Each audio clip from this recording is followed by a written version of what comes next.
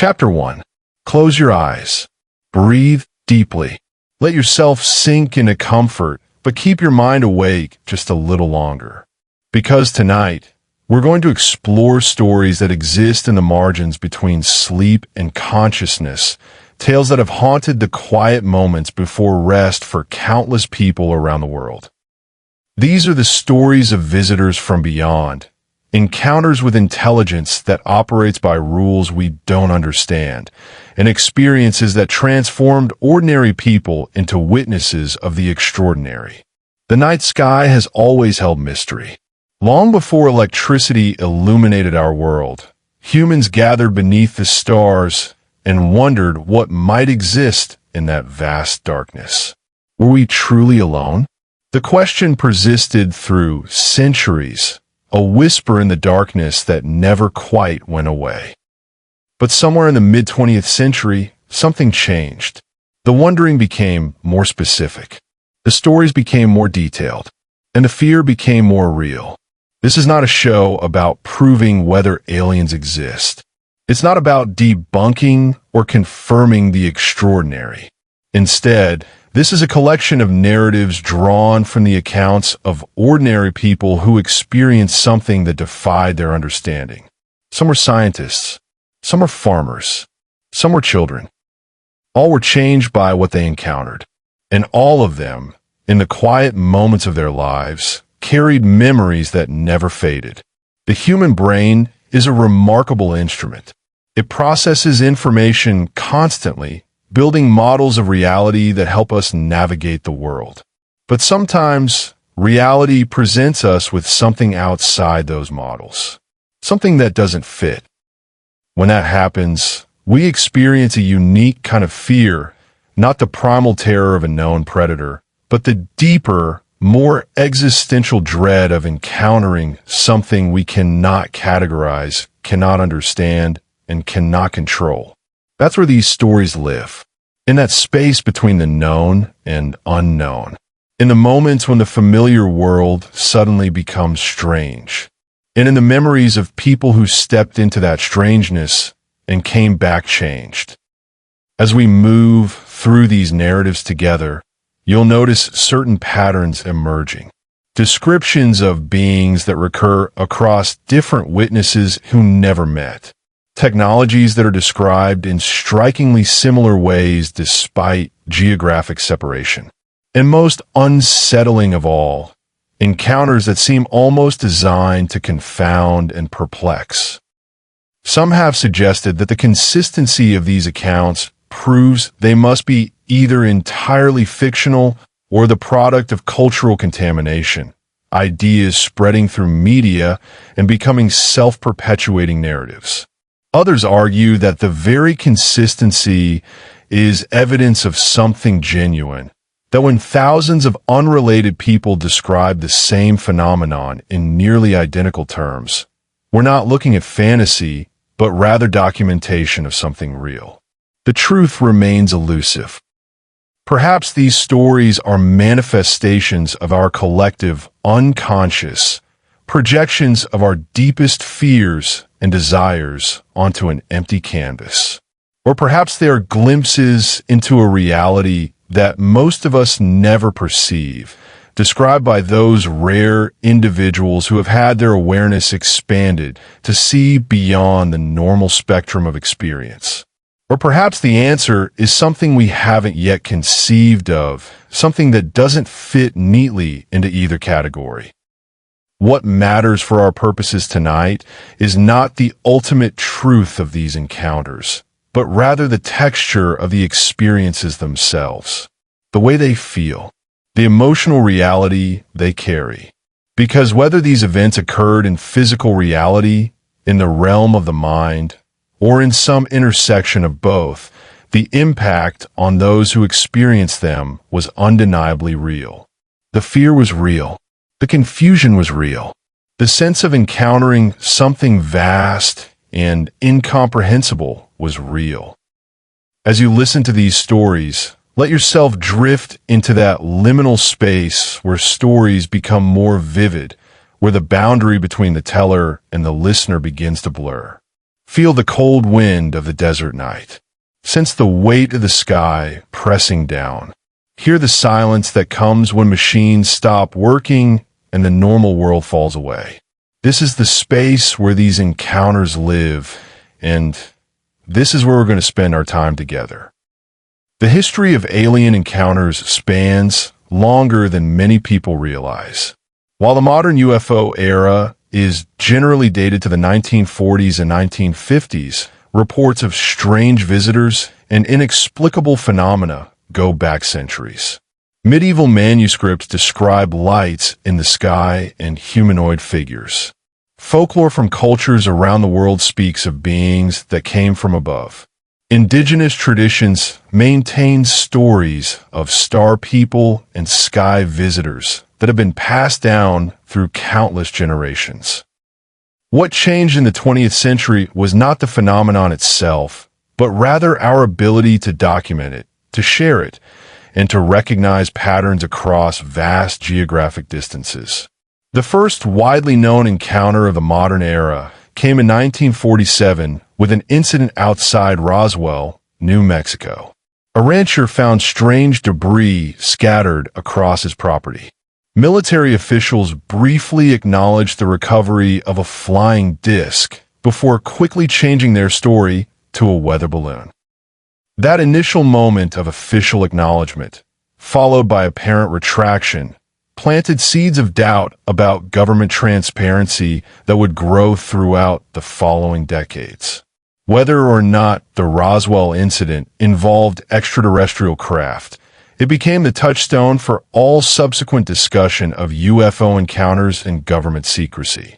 What followed was a period of unprecedented reporting.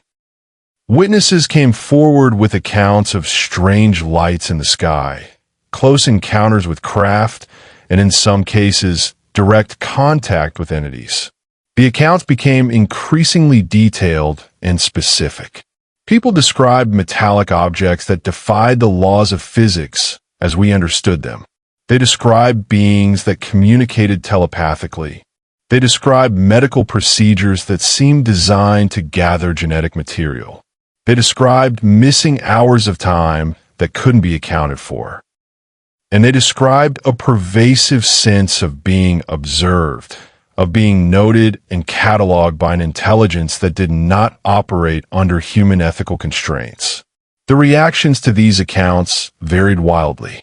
The scientific establishment largely dismissed them as misidentification of conventional aircraft, hallucinations, or outright fabrication. The military took them seriously enough to investigate, but not seriously enough to be transparent about findings. The media oscillated between treating them as entertainment and sensationalism, and the public remained divided, with some convinced that governments were covering up evidence of alien contact, while others maintained skepticism about the entire phenomenon. Yet the reports continued. They continued through the 1950s and 1960s. They continued through the 1970s and 1980s. They continued through the 1990s and into the 21st century. Across generations, witnesses maintained their accounts. Researchers compiled databases. Scientists studied the patterns. And the fundamental question remained unanswered. What are these phenomena, and what do they mean? One of the most striking aspects of these encounters is the emotional and psychological consistency they seem to produce. Regardless of the specific details of an encounter, witnesses consistently report certain elements. There's the initial confusion and disbelief. There's the moment of recognition that something genuinely extraordinary is happening. There's the attempt to make sense of the experience through known frameworks and the frustration of finding no adequate explanation. And then there's the integration period, where the person attempts to live with the knowledge that something exists which defies their previous understanding of reality. Many who have had close encounters report profound changes in their worldview. Atheists find themselves questioning the nature of existence. Scientists find their materialist framework challenged. The experience tends to strip away certainties and leave people in a state of permanent questioning. Some find this deeply disturbing. Others find it liberating. But nearly all report that the experience fundamentally altered them. There's also a consistent pattern of social difficulty following disclosure. Those who speak publicly about encounters often find themselves marginalized, their credibility questioned, their accounts subjected to intense scrutiny. The very act of reporting an encounter can lead to ridicule, professional consequences, and social isolation.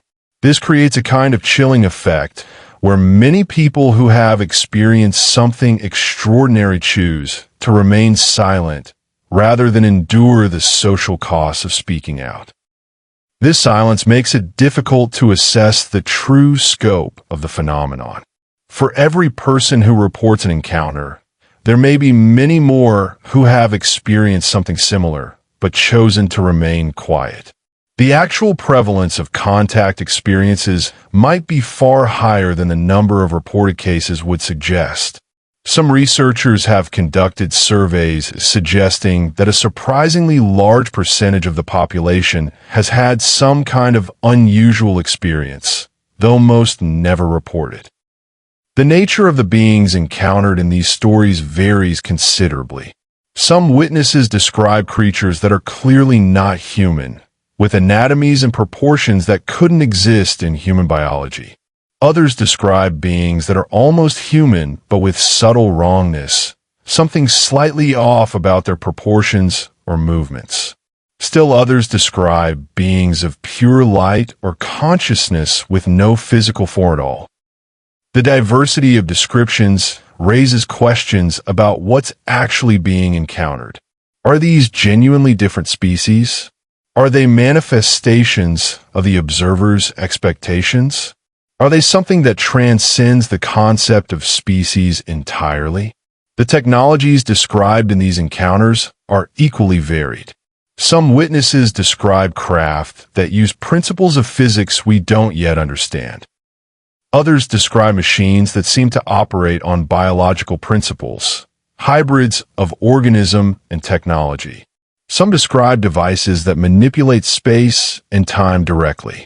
The consistency of description across otherwise unrelated witnesses suggests either a shared hallucination template or documentation of genuinely foreign technology, but the evidence to determine which remains elusive.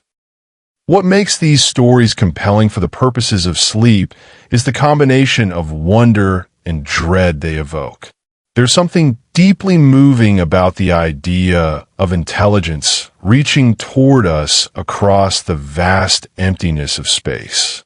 There's also something deeply unsettling about the idea of beings with capabilities far beyond our own examining us, as we might examine microorganisms. These stories tap into both impulses simultaneously, creating a complex emotional experience that is neither quite relaxing nor quite terrifying, but instead occupies a unique space that seems perfectly suited to the threshold state of consciousness that precedes sleep. As we move through the narratives that follow, notice how each one operates on multiple levels. On the surface, there's the simple narrative of something strange happening.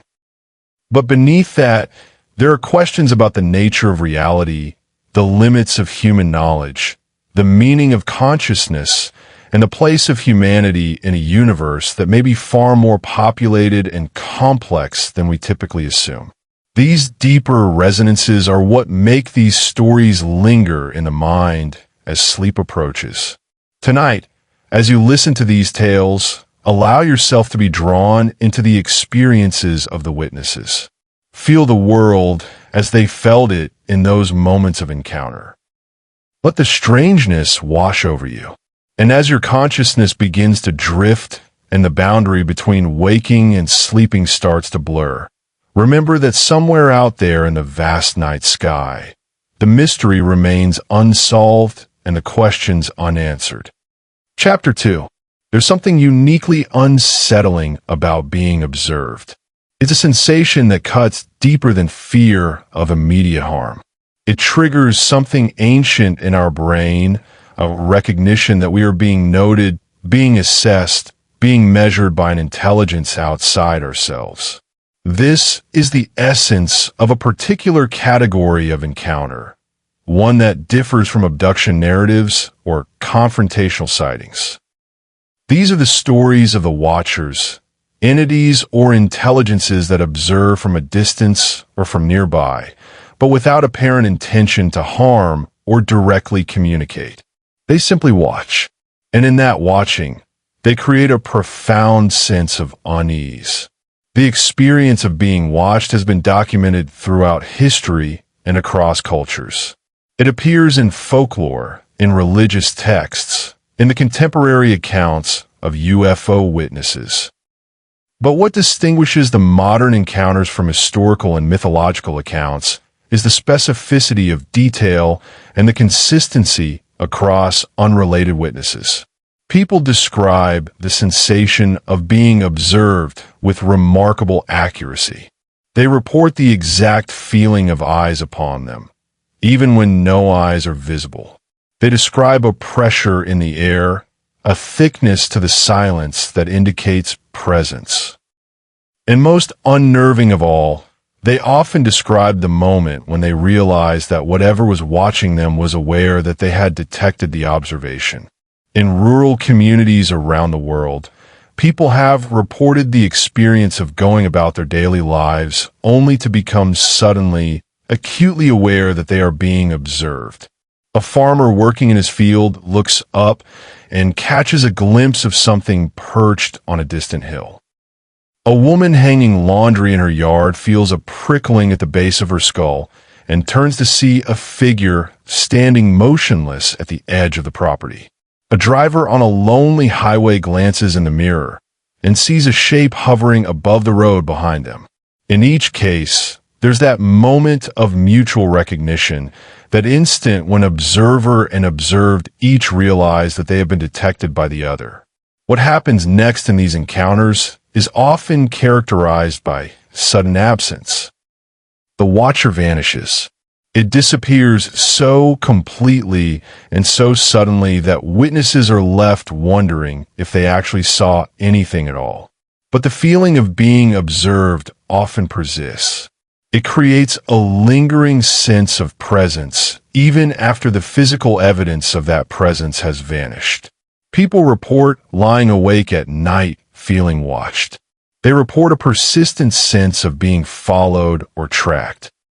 They describe a loss of the simple comfort of being alone, replaced by an awareness that somewhere, something is paying attention to them. These experiences have a particular quality of terror that differs from more conventional fears. When you're afraid of being attacked, your fear is focused and immediate. Your body prepares for fight or flight. The adrenaline surges and then subsides. But the fear of being observed by an unknown intelligence has a different quality. It's more subtle, more persistent. It creates a kind of background hum of anxiety that's difficult to shake. It makes you question the nature of privacy. It raises the possibility that you are not the subject of your own life, but merely an object in someone else's observation.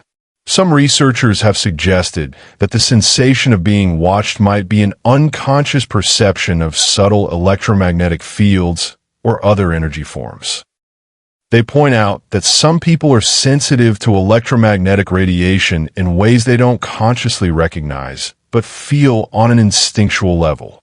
When a spacecraft or other device emitting unusual electromagnetic patterns is nearby, these sensitive individuals might unconsciously detect it and interpret the detection as a sensation of being watched. This theory has the appeal of providing a physical explanation for a psychological phenomenon, but remains speculative and difficult to verify. Other researchers take a more metaphysical approach, suggesting that the sensation of being watched might indicate a genuine consciousness or intelligence that is observing, but not necessarily from the normal three-dimensional space we inhabit. They propose that consciousness itself might be non-local, that intelligence might exist in ways that transcend our usual categories of physical presence. In this framework, an entity could indeed be observing a human subject, even if that entity has no physical body in the conventional sense. It might exist as consciousness or intention projected across dimensional boundaries. The isolation and vulnerability that characterizes many watching encounters seems designed to magnify the effect. It's not random which people report these experiences. There's a pattern. Those who are alone are more likely to report it. Those who are in remote locations are more likely to report it. Those who are in situations where they're unable to quickly reach help or communicate with others are more likely to report it.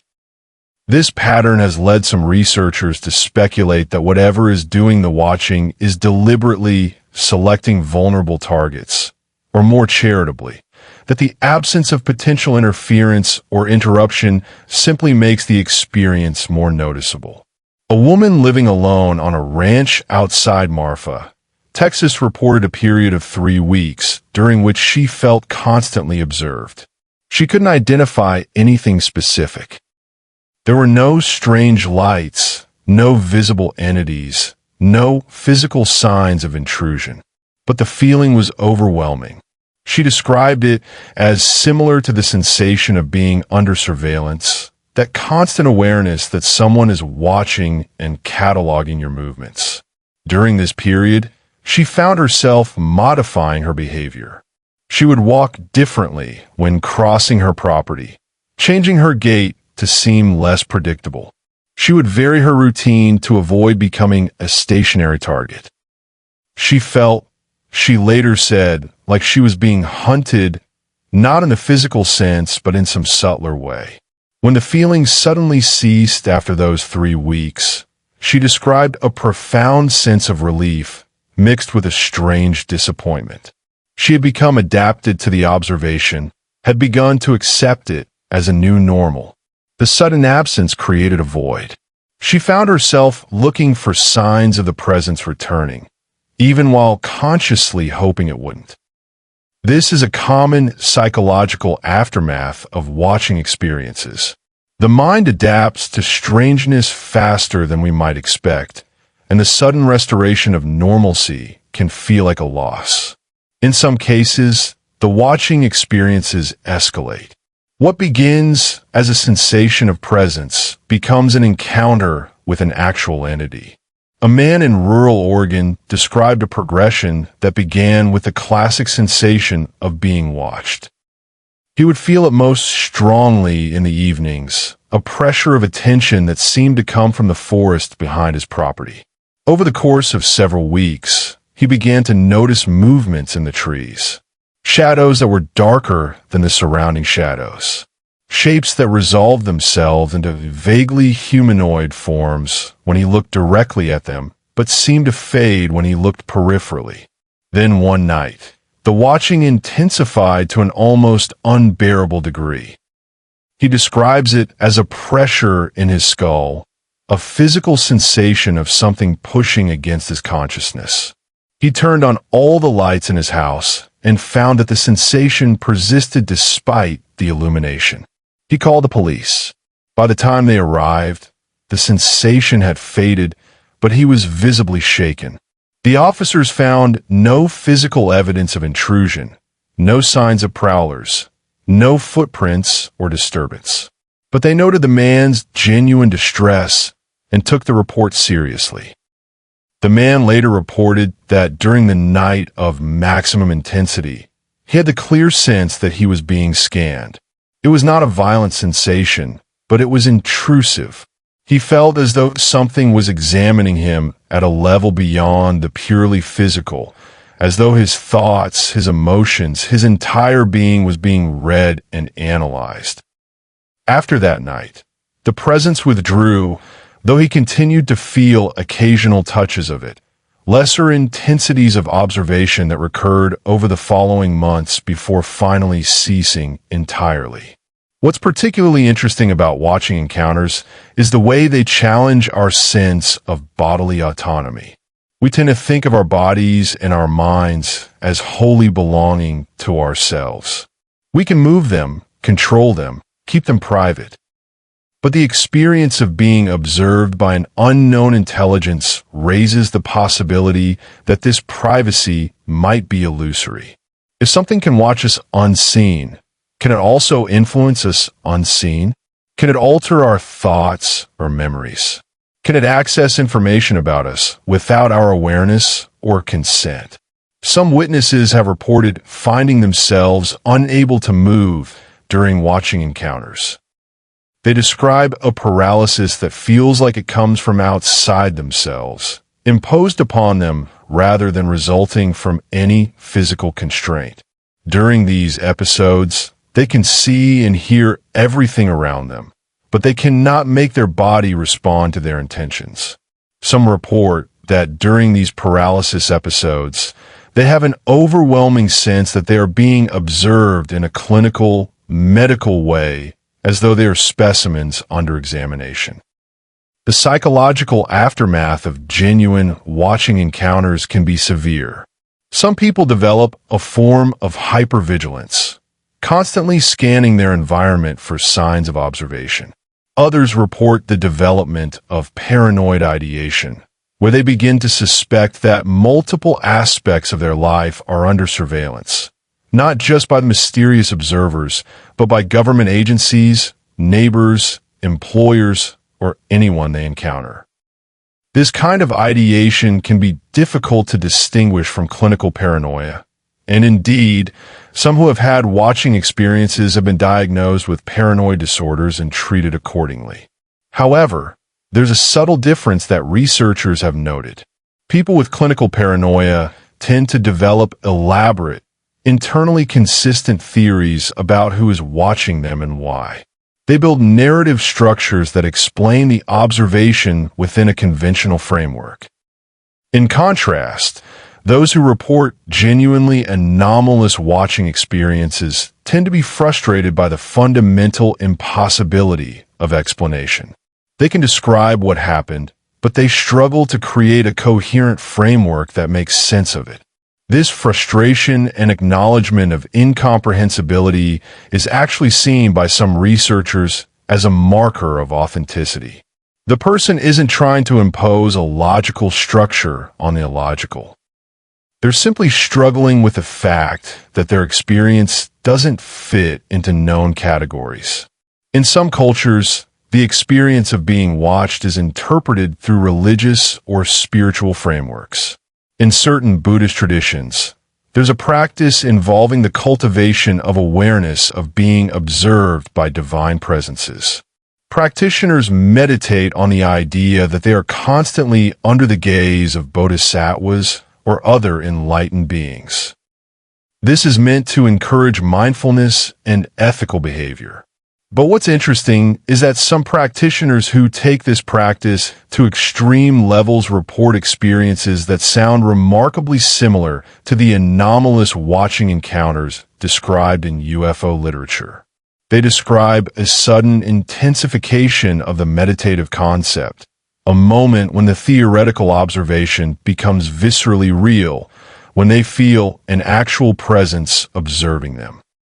This has led to interesting speculation about the nature of consciousness and attention. What if observation itself is a form of energy, a force that can be directed and concentrated?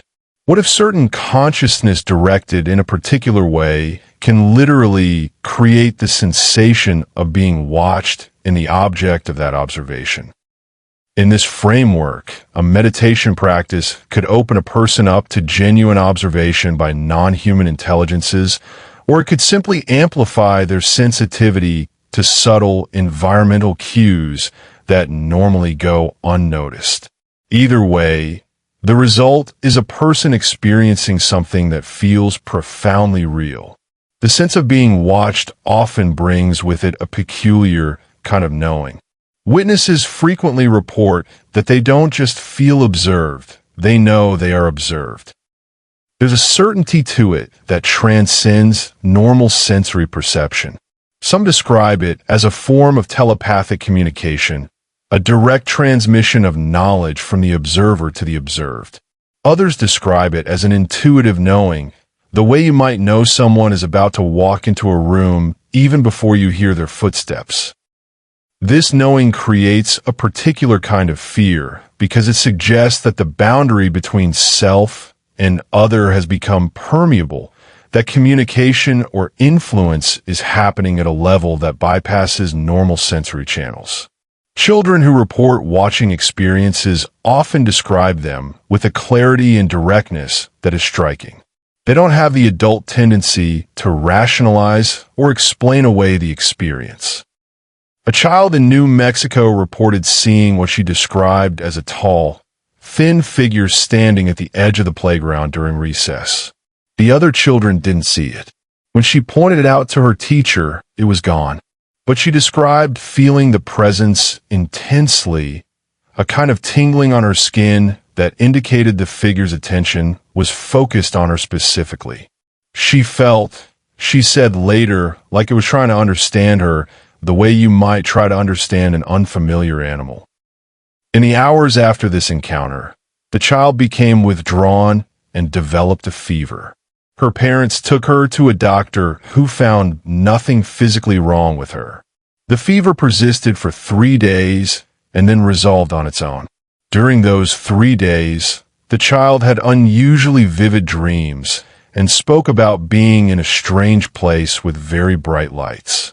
After she recovered, she exhibited a behavioral change. She became more serious, more contemplative. She seemed to have moved a developmental stage forward overnight, from being a playful child to being somewhat subdued and serious about the world. This pattern of childhood encounters followed by developmental acceleration has been noted by other researchers. It's as though something in the experience of being observed by a non-human intelligence triggers a maturation response in young people. They lose some of their innocence and gain a kind of pragmatic acceptance that the world is stranger and more complex than they had previously believed. Whether this is beneficial or harmful probably depends on the individual and the specifics of their temperament and support system. The watching phenomenon also intersects with technology in interesting ways. Some researchers have noted an increase in watching experiences in areas where there has been a high density of surveillance technology deployment. Security cameras, drone traffic, cellular towers, all the technological apparatus of the modern surveillance state seems to correlate with reports of anomalous watching experiences. It's possible that the technological surveillance has created a background of surveillance consciousness that makes people more likely to notice and report genuine, anomalous observations. Or it's possible that the surveillance technology is actually interfering with some natural process, creating a kind of static that makes observing entities more obvious. Or it's possible that there's no connection at all, and the correlation is purely coincidental. In testimonies from witnesses who have experienced the full spectrum of alien encounters, from simple watching to abduction and interaction, the watching phase is often described as an initial screening or evaluation. The entity or entities appear to be assessing the human subject, determining whether contact should proceed further. This assessment phase can last for weeks or even months. During this time, the human is observed in various contexts and situations. Their reactions to stress are noted. Their social interactions are monitored. Their intellectual capabilities are evaluated.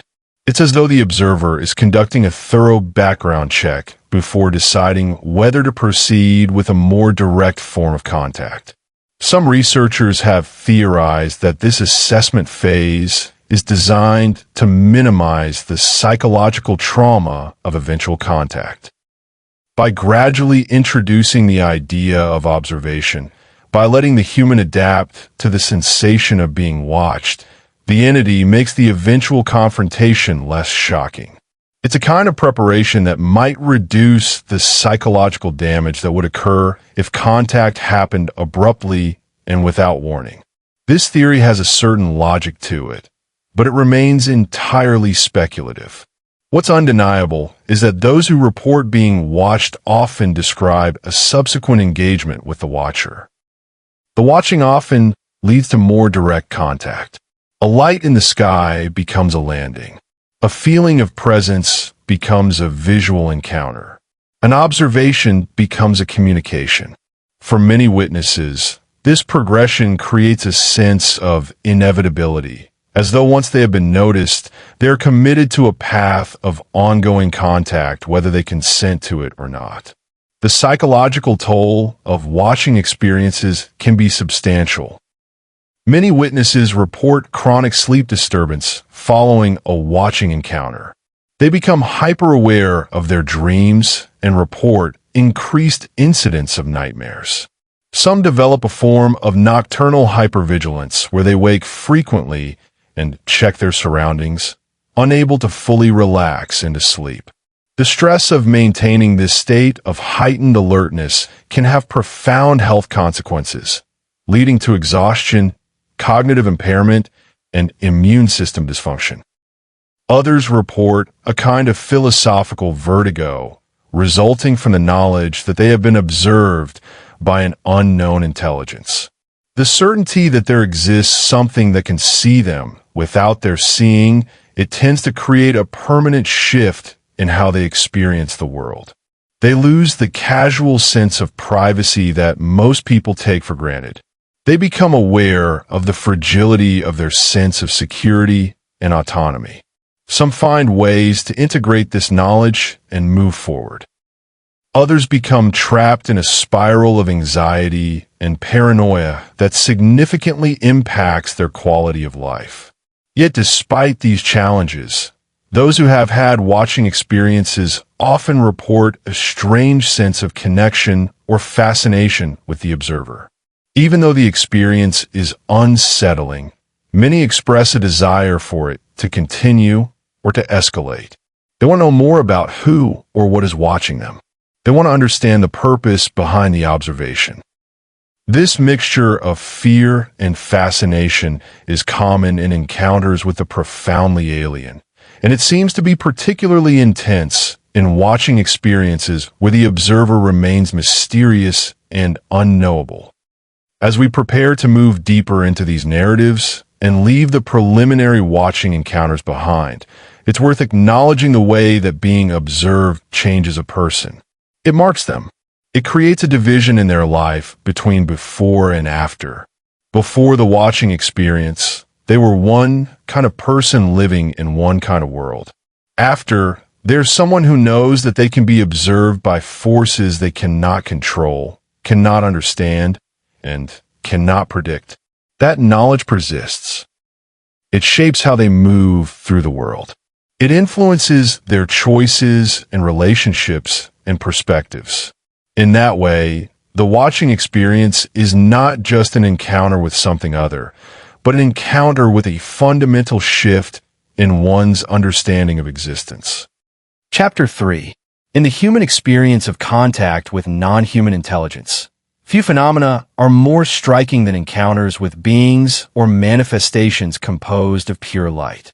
These are not descriptions of illuminated forms, but rather accounts of consciousness or intelligence that appears to exist as luminosity itself, without any solid substrate or physical form in the conventional sense. These entities defy our categories and challenge our assumptions about the nature of physical reality. They appear not to move through space in the traditional sense, but to exist within it, manifesting and dematerializing at will. They produce light that doesn't behave according to the normal physics of illumination, and their very presence seems to carry meaning and intention that transcends any verbal communication. The experiences of light entities have been reported across cultures and throughout history. But what's particularly interesting is that the modern accounts from the latter half of the 20th century onward exhibit remarkable consistency despite the witnesses having no prior exposure to such accounts. A woman in Iowa describes her encounter with a light entity in nearly identical terms to a man in Japan who had no knowledge of previous reports. Both describe the same quality of presence, the same absence of conventional sensory input despite overwhelming perceptual impact, the same sense of encountering consciousness without body. These encounters tend to occur in moments of transition or threshold states. Many happen at dawn or dusk, during those liminal periods when the boundary between day and night is unclear. Others occur at moments in people's lives when they are themselves in a state of transition, facing significant changes or life decisions. It's as though the witnesses are already operating at the edge of their normal consciousness. And in that state of heightened permeability, they become accessible to contact with non-conventional forms of intelligence. One of the most thoroughly documented series of light entity encounters occurred in a small town in New England during the winter of 1993. Multiple witnesses, including a high school science teacher and a university researcher, reported seeing a complex manifestation of light that exhibited apparent intelligence and apparent intention to communicate. The light appeared on 6 separate occasions over the course of 2 weeks. And on 3 of those occasions, it was observed simultaneously by multiple independent witnesses who were not in contact with each other. The light was described as having a quality unlike anything produced by artificial lighting. It was warm, but it didn't produce heat. It was bright, but it didn't cause discomfort to look at. Most strikingly, it seemed to shift in color across the visible spectrum and into frequencies that witnesses described as being just beyond visible light, colors they couldn't quite see but could somehow perceive. The light moved with apparent intelligence, hovering near observers and then moving away, creating patterns that suggested it was attempting to communicate something through its movements and manifestations. One witness, a woman named Patricia, reported a particularly intimate encounter with the light. She was alone in her living room late at night when the light appeared outside her window. Instead of frightening her, she felt an overwhelming sense of peace. She opened the window, and the light entered her room. She described it as filling the entire space, yet not blinding. She felt immersed in it, as though she had been absorbed into a luminous presence. She experienced what she described as a kind of knowing transfer, in which vast amounts of information seemed to flow directly into her consciousness without any process of learning or understanding. She received knowledge about the nature of reality, about existence, about consciousness itself. The entire experience lasted perhaps 30 seconds by clock time, but she experienced it as a timeless eternity. When the light withdrew and the normal world reasserted itself, Patricia found herself changed. She had retained knowledge from the experience, but more than that, she had retained a sense of the presence itself. She could recall not just the information, but the feeling of connection that had accompanied the encounter. In the years that followed, she found this memory to be both deeply comforting and deeply unsettling. She knew that there existed a form of consciousness that transcended ordinary physical limitations. But she also knew that she had no adequate framework to understand it or integrate it into her normal life. The psychological effects of light entity encounters differ in subtle ways from effects of encounters with more conventionally physical entities. Those who have seen gray entities or other physical beings often report a sense of violation, a feeling that their space and autonomy have been invaded. But those who have encountered light entities more often report a sense of expansion, a feeling that their consciousness has been enlarged. They describe the experience as opening them up to possibilities they hadn't previously conceived of. But this expansion can be destabilizing. The everyday world, which previously seemed solid and real, begins to seem thin and contingent. The light entity's apparent non-physicality raises profound questions about the nature of consciousness and existence. If consciousness can exist without a physical body, what does that tell us about the relationship between mind and matter? Are these light entities beings that have evolved beyond physical form? Are they conscious beings that never had physical form? Are they manifestations of consciousness that exist in a fundamentally different mode of being than what we're familiar with? These questions haunt those who have had such encounters. Some researchers have proposed that light entities might be what we would call advanced consciousnesses or intelligences that have transcended the need for physical embodiment. In this framework, the entities are showing us a possible future form of existence, demonstrating what might become of consciousness if it manages to separate from physical limitation. This would explain certain consistent patterns in light entity encounters. The sense of compassion or benevolence that many witnesses report. The sense that the entity is trying to teach or enlighten rather than examine or control. The sense that the encounter is meant to expand rather than constrain human consciousness. Others propose more exotic explanations. Some suggest that light entities might be non-corporeal intelligences that have always existed in parallel to physical reality, forming a kind of spectral ecology that occupies the same space as our physical world but operates according to different rules. In this view, encounters with light entities are rare not because they are uncommon, but because humans rarely perceive them. Most of the time, they are simply invisible to us, operating in frequencies or dimensions we don't normally access. But under certain conditions, the barriers between our perception and theirs become permeable, and contact becomes possible. A particularly compelling account comes from a man named David who was a physicist working at a research institute in California.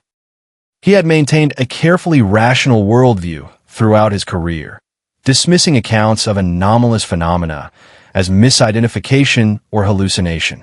But in 1988, while driving alone late at night through the desert, he encountered something that forced him to question his assumptions.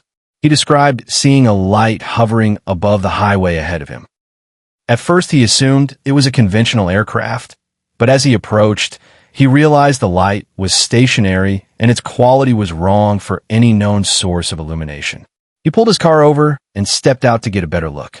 The light began to move toward him, but not in the jerky movements of something under conventional propulsion. Instead, it seemed to flow toward him like liquid light moving through space. As the light approached, David reported feeling a kind of pressure in his mind, as though something was attempting to communicate directly with his consciousness. He couldn't understand the communication in any conventional sense. There were no words or images, just a direct transmission of meaning.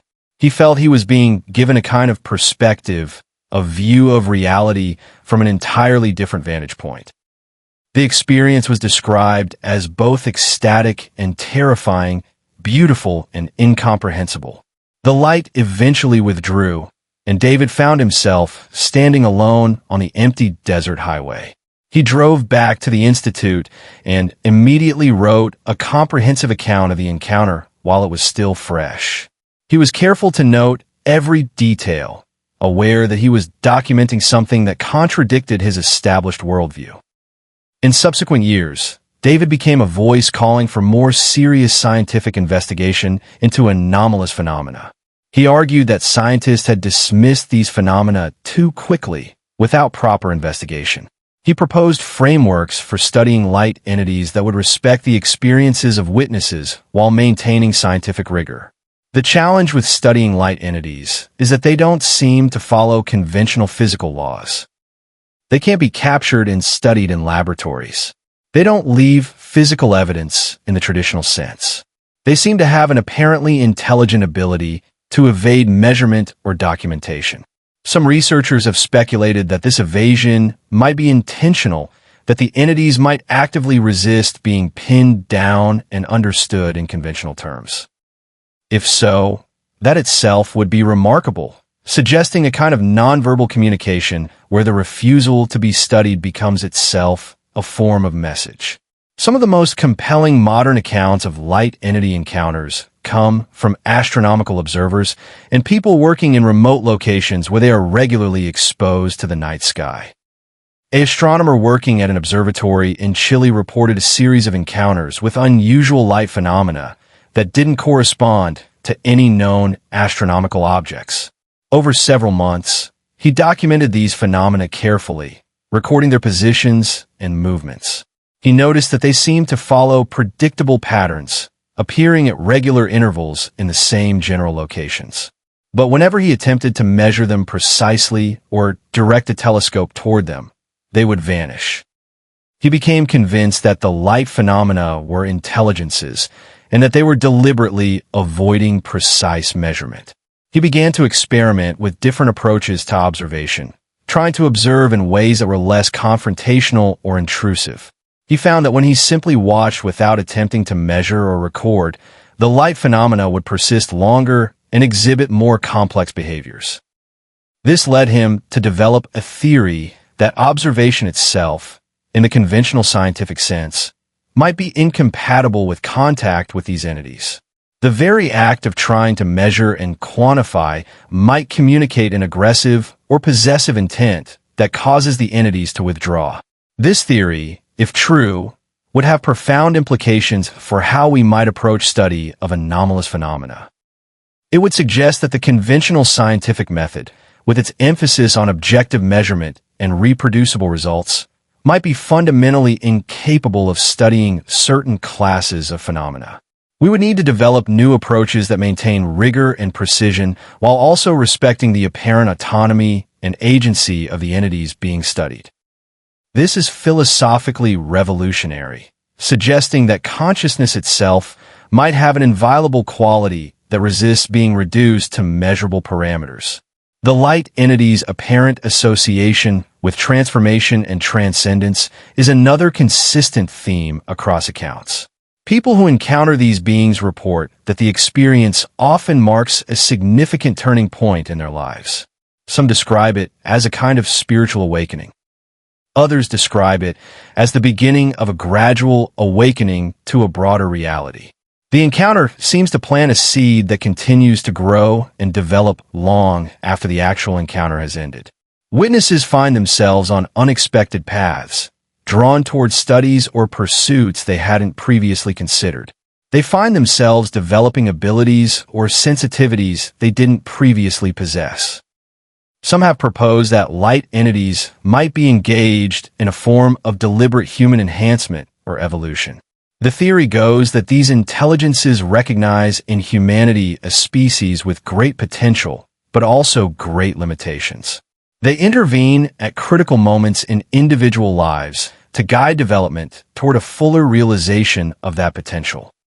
The encounters themselves might be a form of initiation or activation, triggering capacities that already exist latently within the human consciousness but require external stimulus to awaken. This theory resonates with certain mystical traditions that speak of initiators or guides that appear at critical moments to help individuals navigate spiritual development. It would explain certain patterns in light entity encounters, particularly the sense that the entity is teaching or attempting to communicate something important.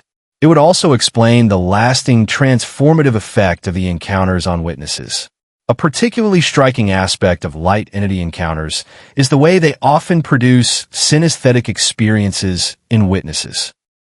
People report seeing sounds as colors, or experiencing touch as a kind of taste, or receiving information through sensory channels that don't normally exist. This suggests that the encounters are not limited to producing experiences through conventional sensory pathways. Instead, the entities seem able to interface directly with consciousness in a way that bypasses normal sensory reception entirely. They create experiences that couldn't normally be created by any combination of conventional sensory input. This opens fascinating possibilities about the nature of consciousness and perception. If consciousness can be stimulated to produce experiences that don't correspond to any conventional sensory input, what does that tell us about the nature of perception? Is what we normally call sensory perception actually a very narrow and constrained version of a much broader capacity for consciousness to interface with reality? Are these light entities simply demonstrating capacities that human consciousness could potentially develop with appropriate training and evolution? The encounters with light entities also seem to challenge the concept of individuality or separate selfhood. Many witnesses report a dissolution of the boundary between self and the light entity during the encounter. They describe a moment of merger or union where the distinction between observer and observed becomes unclear. This creates a kind of existential vertigo, a recognition that the self we thought was so solid and separate might actually be much more fluid and permeable than we normally assume. In that moment of merger, witnesses often report experiencing a kind of unity consciousness, a recognition of fundamental connectedness that transcends the normal sense of separation between individuals. This aspect of light entity encounters has led some researchers to propose that these encounters might be aspects of a larger phenomenon related to collective consciousness or non-local consciousness. What if consciousness is not fundamentally located in individual brains, but is instead a field phenomenon that permeates reality? In this view, the light entities would be localizations or manifestations of this consciousness field, and human encounters with them would be moments of explicit recognition of a fundamental unity that usually remains implicit. Such theories exist at the edge of what conventional science considers legitimate, but they're gaining some traction among researchers willing to entertain more radical possibilities. The accumulating evidence of the direct, subjective reality of these experiences and their consistency across many independent witnesses suggests that something profound is happening, even if we don't yet have adequate frameworks to understand it. As we prepare to move on from this consideration of light entities and beings of pure manifestation, it's worth acknowledging the way these encounters challenge our fundamental assumptions about reality. They suggest that consciousness might exist in forms we've never conceived of. They suggest that intelligences might operate according to rules entirely foreign to what we understand as physics or biology. They suggest that the universe might be far more populated by complex intelligences than we typically assume.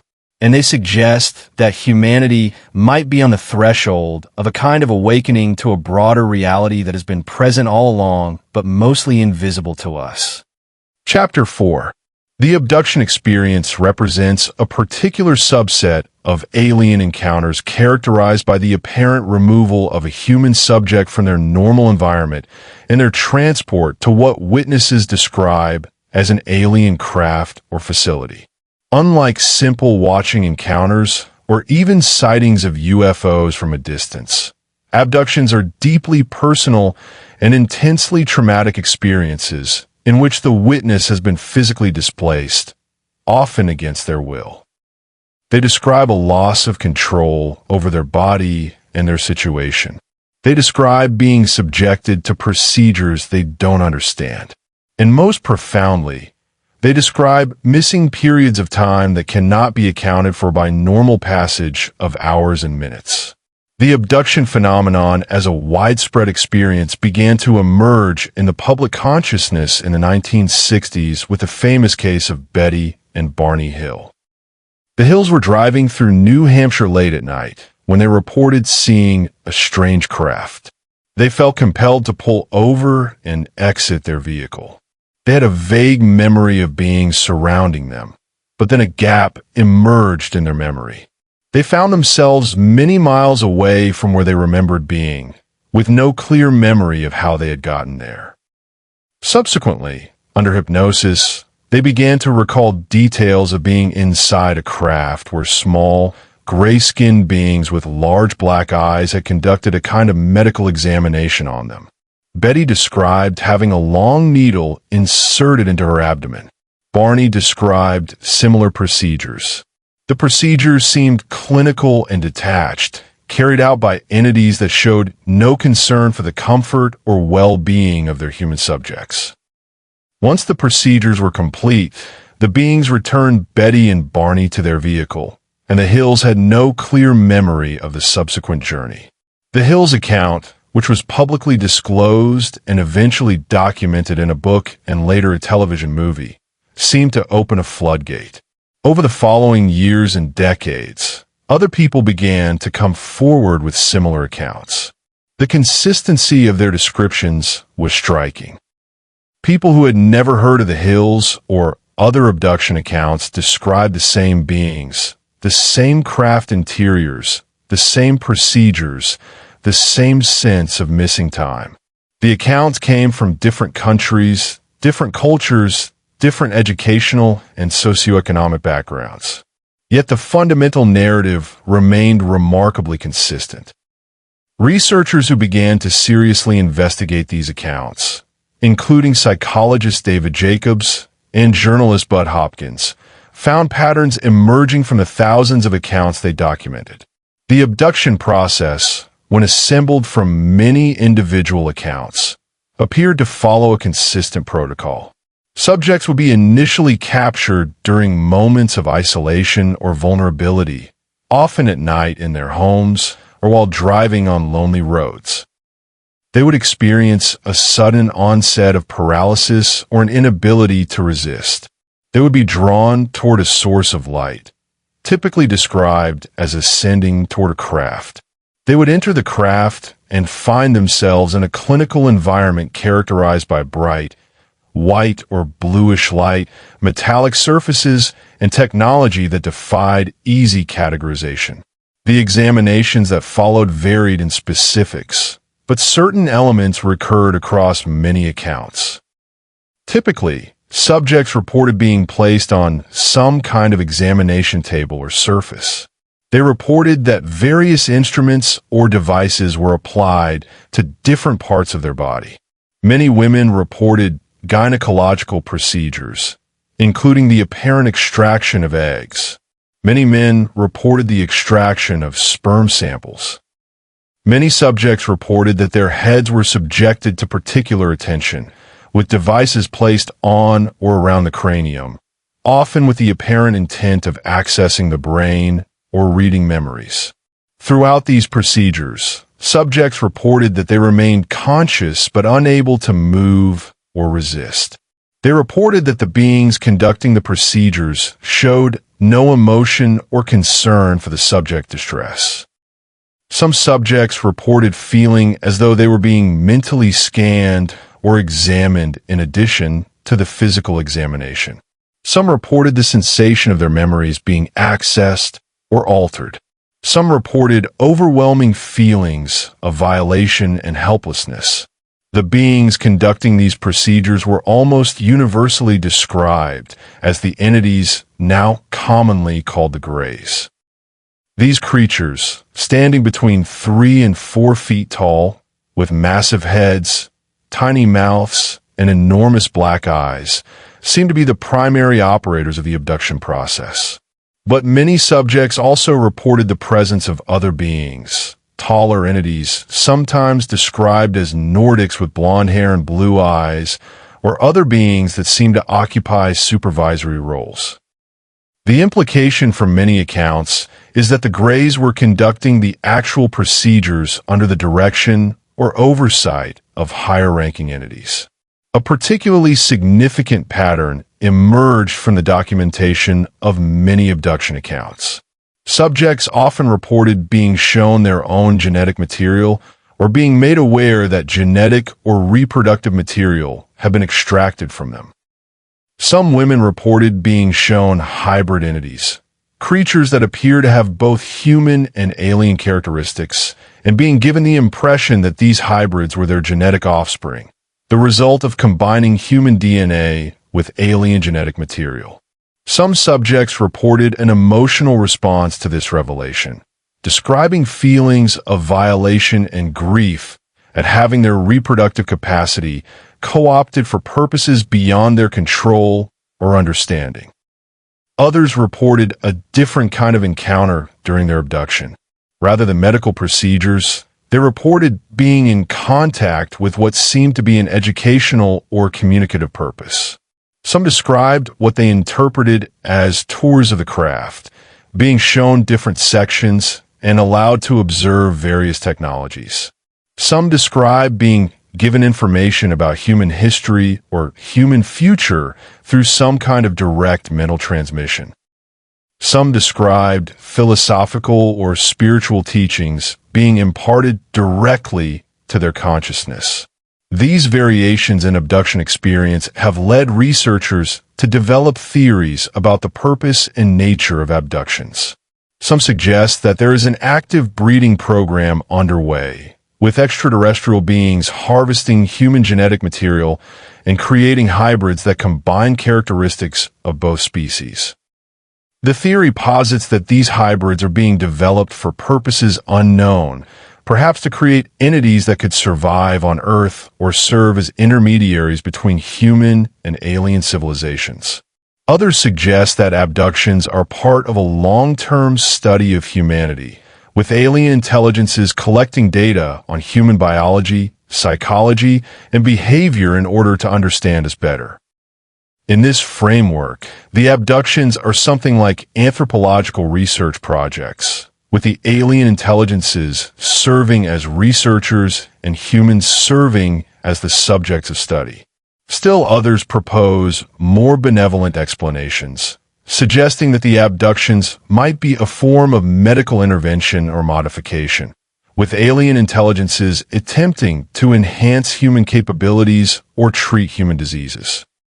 Some accounts do support this interpretation, with subjects reporting that their health or conditions were improved following their abduction experience. And some propose more ominous explanations, suggesting that the abductions might be the work of a predatory species engaged in harvesting human genetic material or conducting experiments aimed at domesticating or modifying humanity for purposes fundamentally opposed to human well-being and autonomy. The psychological effects of abduction experiences tend to be severe and long-lasting. Many abductees report developing symptoms that resemble post-traumatic stress disorder. They experience intrusive memories of the abduction. They avoid situations or stimuli that remind them of the abduction. They report hyperarousal and difficulty sleeping.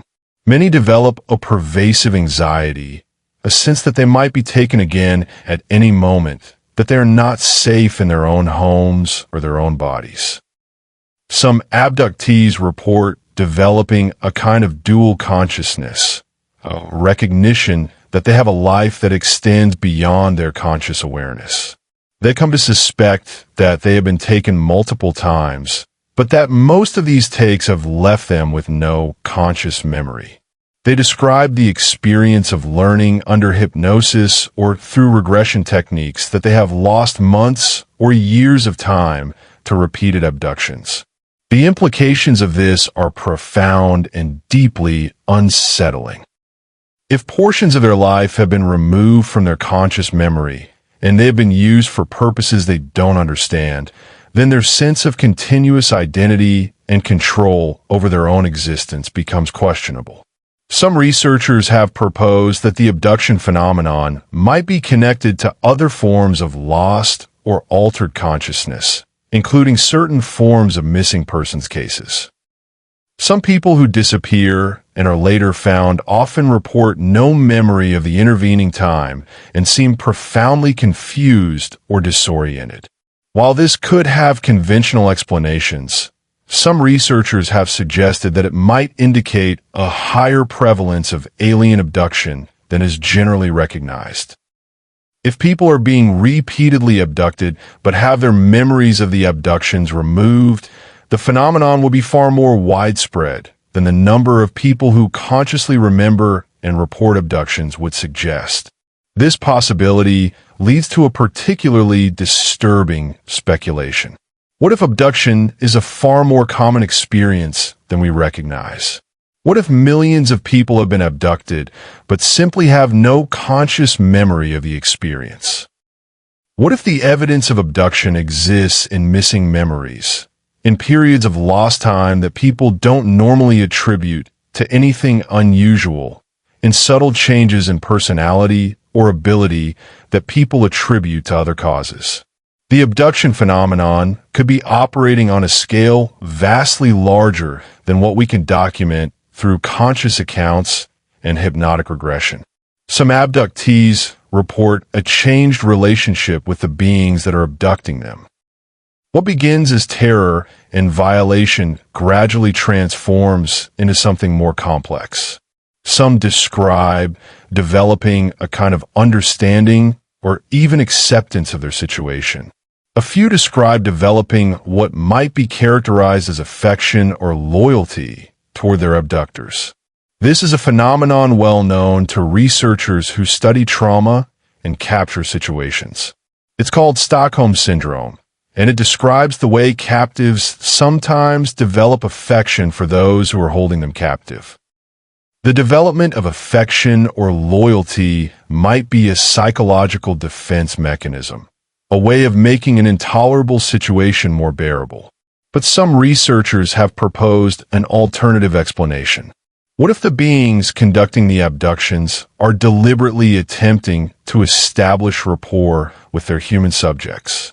What if the initial trauma of abduction is followed by a period of relationship building, with the aliens gradually establishing a connection with their abductees? In this framework, the abductions wouldn't be random captures, but rather the beginning of an ongoing relationship between specific human individuals and specific alien entities. The aliens might even be selecting their human subjects based on particular characteristics that would make them suitable for this kind of relationship. Some abductees report being given information about future events or being told that they have been chosen for some particular purpose. Some report being instructed to engage in specific activities or to serve as liaisons or ambassadors between humanity and the alien visitors. These instructions or revelations can profoundly affect the abductee's sense of identity and purpose. Suddenly, they're not just a random person who has had something terrible happen to them. They have been selected. They have significance. They have a role to play in something larger than themselves. For some abductees, this transformation of their identity is more significant than the trauma of the abduction itself. The question of whether abduction experiences are entirely psychological phenomena or whether they involve some form of genuine physical transport remains deeply contested. Some researchers, particularly those trained in conventional psychology, argue that abduction experiences might be explained as a combination of sleep paralysis, false memory, and imaginative elaboration. In this view, a person experiences sleep paralysis, a state in which the mind is conscious but the body is paralyzed. During this state, they might have hallucinations or false perceptions that their unconscious mind interprets as an abduction. Upon waking, they can fabulate details and create a narrative around the experience, ultimately coming to believe that they have genuinely been abducted. This explanation has the advantage of providing a framework that doesn't require the existence of extraterrestrial visitors or the operation of technologies we don't understand. But it has significant limitations. It doesn't explain the consistency of details across witnesses who have no knowledge of previous accounts. It doesn't explain physical marks or marks that appear on the bodies of abductees following their reported abductions. It doesn't explain the instances in which multiple witnesses have reported the same abduction event occurring simultaneously. And perhaps most importantly, it doesn't respect the subjective certainty of the abductees themselves, who are convinced that their experiences were physically real.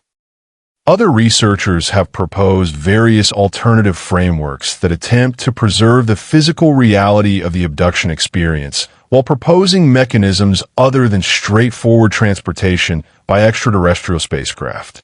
Some suggest that the abductions might involve hyperspatial or dimensional transit, with beings crossing from adjacent dimensions into our own in order to collect their subjects. Others suggest that the abductions might involve manipulation of local space-time, with the subjects being effectively moved through space through means we don't understand. Still others suggest that abductions might involve a kind of projection or remote viewing, with the subject's consciousness being transported while their bodies remain in place, creating a kind of simulated abduction in a virtual or energetic space rather than a physical one. The accumulated accounts of abduction experiences, when compiled and analyzed, seem to suggest an operation of considerable complexity and sophistication. Whether that operation is being conducted by extraterrestrial beings in physical craft, by interdimensional entities, by advanced human technology, or by some combination or alternative entirely, remains one of the fundamental unresolved questions in the study of anomalous phenomena. What is clear is that those who report abduction experiences emerge changed. They carry with them the knowledge that their autonomy and control over their own bodies and their own experience cannot be taken for granted. They carry the knowledge that there exist intelligences with capabilities far beyond their own that can remove them from their normal environment and subject them to procedures they don't understand. And for many, they carry the knowledge that this experience is not a one-time event, but an ongoing process that may continue to occur throughout their lives without their awareness or consent. Chapter 5. One of the more unusual and less frequently discussed categories of alien encounter involves entities that emerge from beneath the surface of the Earth. Unlike the typical narrative of visitors from space descending from the sky, these encounters describe beings and craft that seem to come from underground sources. They emerge from caves, from deep lakes, from sealed underground facilities, or simply from the ground itself, as though the Earth itself were a vessel or gateway. These encounters raise peculiar questions about the geography of contact and the possible locations of advanced intelligence on or within our planet. The accounts of subterranean visitors go back further than most UFO phenomena. Indigenous traditions from around the world speak of beings that dwell beneath the Earth and occasionally interact with surface dwellers. These accounts are often dismissed as mythology or folklore, but what's striking is how consistent they are across cultures that had no contact with each other.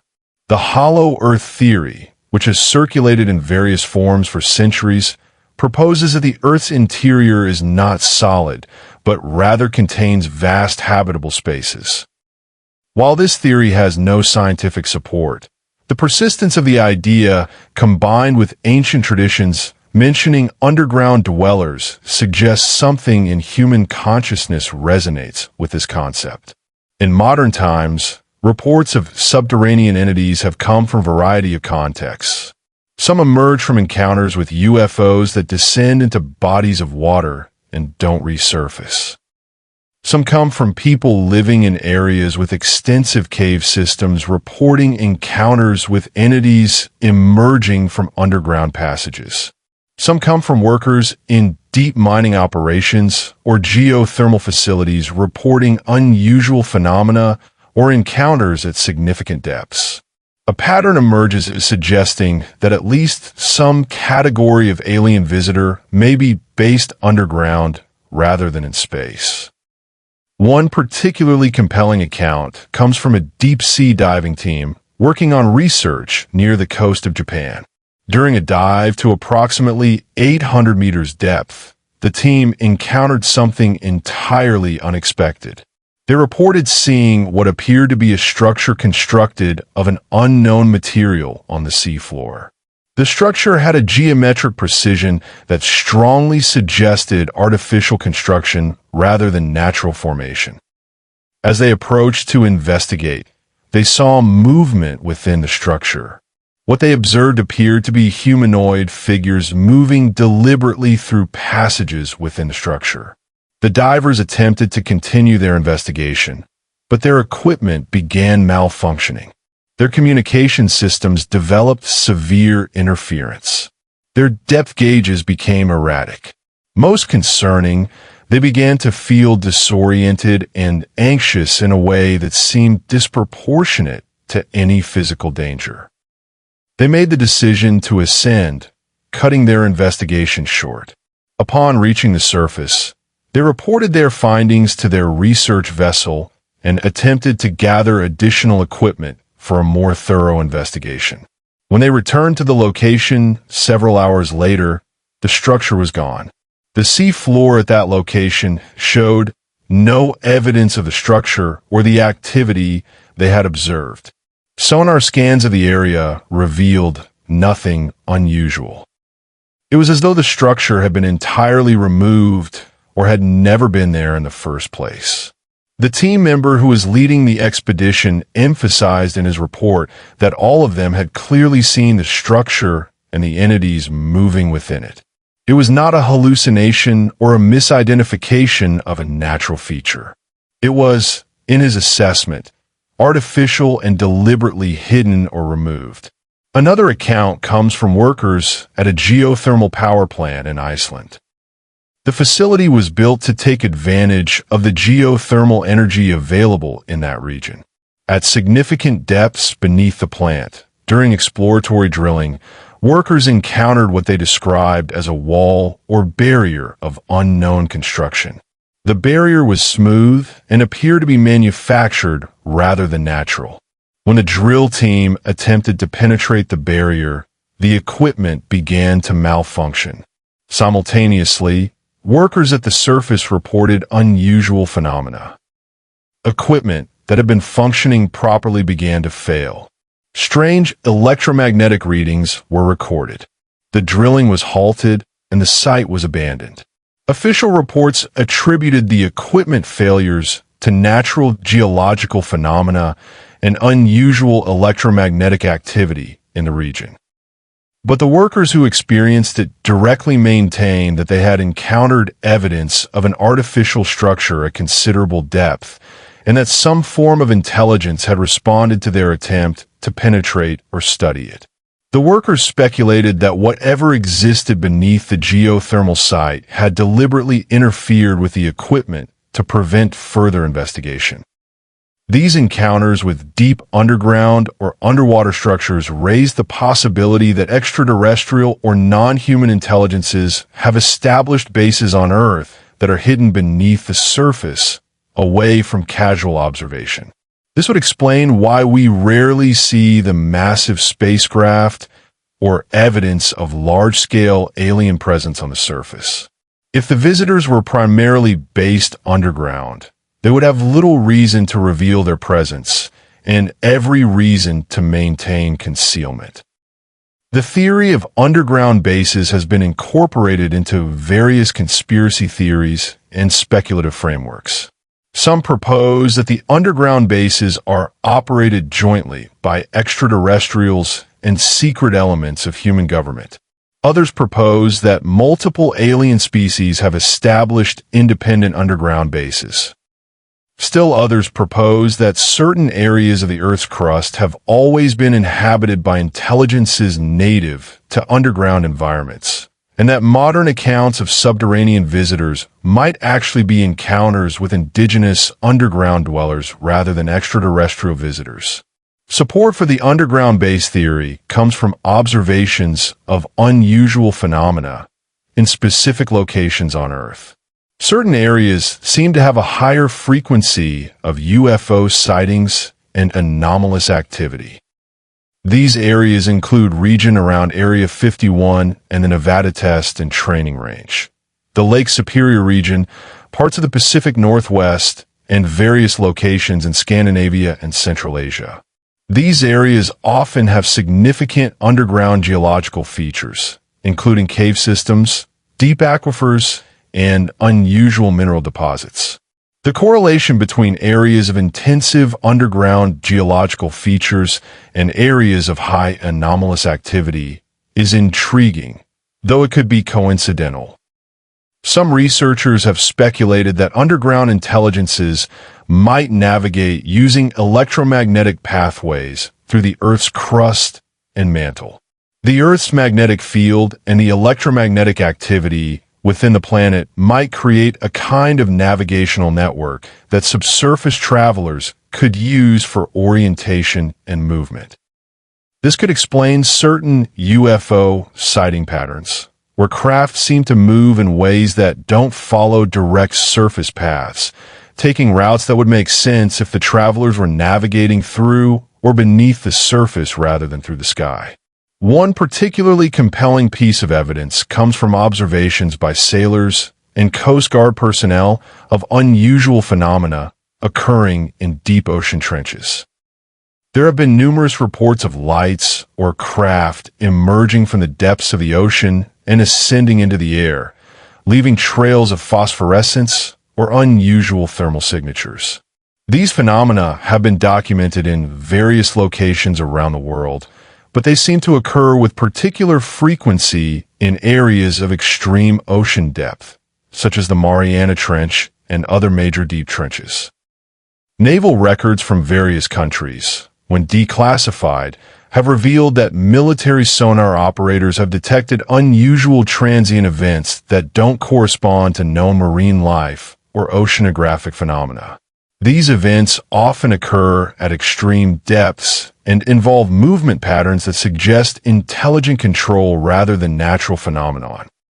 The military has largely explained these events as acoustic anomalies or equipment artifacts, but some researchers suggest that military analysts have maintained a more open mind to the possibility that unknown intelligences might exist at extreme ocean depths.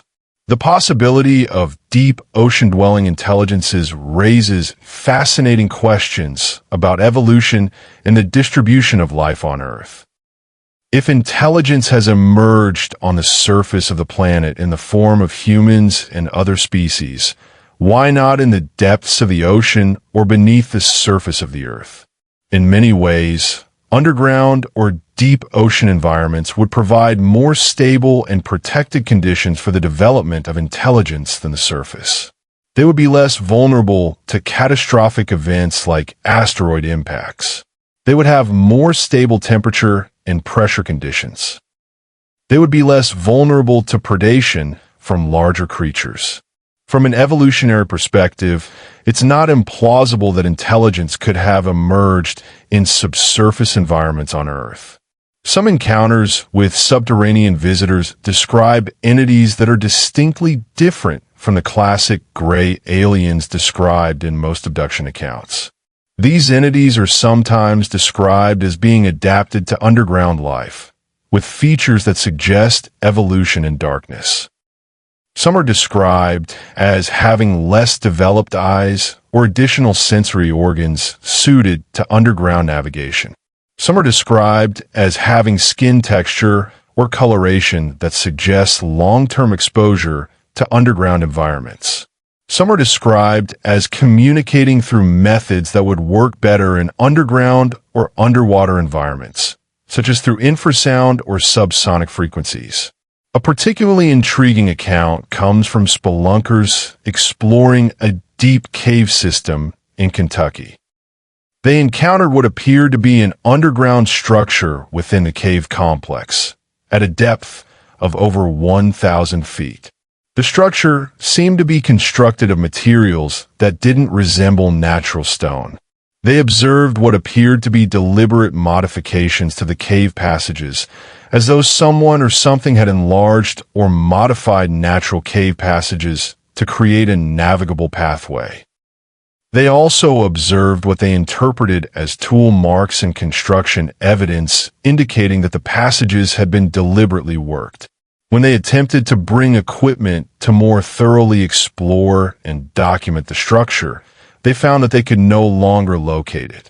The passages they had clearly navigated to reach the site seemed to have rearranged themselves or become sealed. What they described as a clear pathway now became a dead end. They attempted to locate the site multiple times, but were unable to find it again. They speculated that whatever had created the structure had deliberately concealed it from further investigation once they had stumbled upon it. The accounts of subterranean entities and underground bases have led to various theoretical frameworks attempting to explain them. One such framework is the cryptoterrestrial hypothesis, which suggests that intelligent life may have evolved on Earth alongside humans, but remained hidden from general human observation. According to this hypothesis, such intelligences might have developed technologies that allow them to hide their presence effectively. They might be the source of many UFO sightings and anomalous phenomena, rather than extraterrestrial visitors.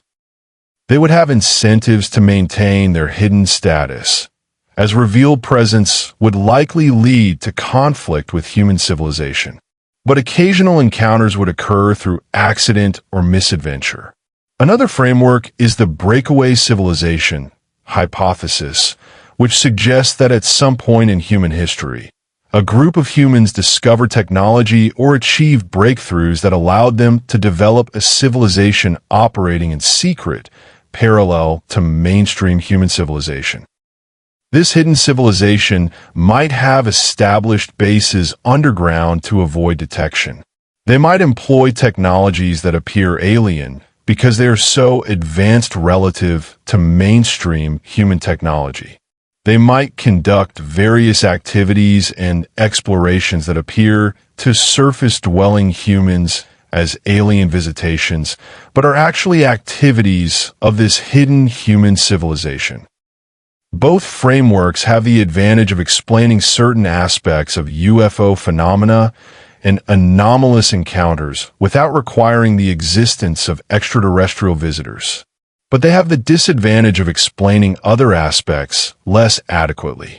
They don't readily account for accounts of non-humanoid entities or for technologies that seem to operate on principles fundamentally different from known physics. They also don't adequately explain why such a hidden civilization would conduct many of the activities reported by UFO witnesses. What remains clear from the accumulated accounts of underground and subterranean visitors is that there exists a category of encounter that doesn't fit easily into the conventional extraterrestrial framework. Whether these encounters represent contact with indigenous underground intelligences, extraterrestrial visitors based underground, advanced hidden human civilizations, or something else entirely remains open to speculation. But the consistency of reports across locations and time periods suggests that something is occurring in the depths and underground regions of our planet that resists easy explanation or categorization. The existence of underground visitors and bases would have profound implications if confirmed. It would suggest that Earth is not as well known to us as we typically assume. It would suggest that significant populations or civilizations might exist on our planet without our awareness or knowledge. It would suggest that the surface of the planet, which we think we have thoroughly explored, is merely the tip of a much larger structure of inhabited and organized space. Most profoundly, it would suggest that the boundary between surface and subsurface, between human and non-human, might be far more permeable and complex than we typically imagine. Chapter 6. At the far edge of encounter accounts lies a category that defies not just our understanding of alien visitors, but our fundamental understanding of how reality operates. These are encounters with entities and phenomena that seem to violate the laws of physics as we understand them. They move in ways that shouldn't be possible. They exist in states that shouldn't exist. They move through barriers that should be impenetrable. They bend space and time in defiance of Einstein's equations. And they do all of this with a casualness that suggests they operate according to a different set of rules entirely. These encounters raise profound questions about the nature of reality itself. Are these entities evidence that our understanding of physics is incomplete? Are they evidence that consciousness can operate in ways we don't yet comprehend? Are they visitors from parallel dimensions or alternate realities? Are they manifestations of something we don't yet have adequate conceptual frameworks to understand? One of the most striking patterns in these accounts is the inconsistency of physical properties. A craft that appears solid in one moment seems to pass through a wall or ceiling in the next. An entity described as having physical form seems to become immaterial as it moves. Objects expand or contract in violation of conservation of volume. Movements occur that would require acceleration far beyond what biological or mechanical systems could withstand, yet the entities exhibiting these movements show no signs of stress or strain. An engineer named Martin reported an encounter that perfectly illustrates these properties. He was alone in his workshop late at night when he noticed unusual lights outside his window. As he watched, a disc-shaped craft descended slowly toward his workshop. Instead of coming to rest on the ground, the craft simply moved downward through the roof of the workshop. Martin heard no sound of impact or tearing. The roof showed no signs of damage. The craft passed through the solid material as though it and the roof occupied different spaces or operated on different principles of matter. Inside the workshop, Martin found himself facing two humanoid entities. They seemed to be examining the contents of his workshop, particularly his electronic equipment. Martin felt paralyzed, unable to move or call out. He experienced the sensation of their attention on him, a kind of mental pressure that prevented him from acting. After what seemed like minutes, but may have been longer, the entities moved to a position directly below them and simply seemed to rise or ascend without any visible means of propulsion. As they rose, the craft rose with them, and they passed back through the ceiling with the same effortless transition they had used to enter. What disturbed Martin more than the presence of the entities was the apparent ease with which they moved through solid matter. It suggested a fundamentally different relationship to physics than what humans possessed. Either they had technology that allowed them to pass through solid matter, or they existed in a state where solid matter didn't constitute an impediment. Either possibility suggested a being or civilization operating at a level of sophistication far beyond human achievement. Similarly, many accounts describe craft or entities that seem to move through or operate within water in ways that violate known physics. A case reported by several independent witnesses in Scotland describes a spherical craft that emerged from Loch Ness and moved along the surface of the water with apparent deliberation. But instead of displacing water as any solid object would, the craft seemed to glide across the water surface without creating wake or disruption. Witnesses described the craft seeming to be moving through the water and through the air simultaneously, as though the distinction between water and air was irrelevant to its operation. Other accounts describe craft or entities that seem to manipulate time in localized regions. Witnesses report that clocks in the vicinity of the phenomenon behave erratically. Watches run fast or slow, or seem to skip and jump rather than moving smoothly forward. Most unsettling are accounts where witnesses report that other people in the area seemed unaffected by whatever temporal distortion was occurring in the vicinity of the phenomenon. One person's watch might stop, while another person nearby reported normal passage of time. This suggests that the temporal distortion might be selective or localized in a way that doesn't affect all observers equally. A particularly compelling account of reality-bending phenomena comes from an atmospheric scientist working in Peru who reported observing what she described as a localized distortion in space itself. She was conducting measurements of atmosphere properties at high altitude when she noticed what appeared to be a tear or ripple in the air in front of her. Looking through the distortion, she could see through it to a different landscape entirely. She described it as though she was looking through a window into a different place, a different version of reality. The landscape visible through the distortion didn't match any location she recognized, yet it appeared as real and present as her own immediate surroundings. She attempted to approach the distortion to examine it more closely, but withdrew as she approached.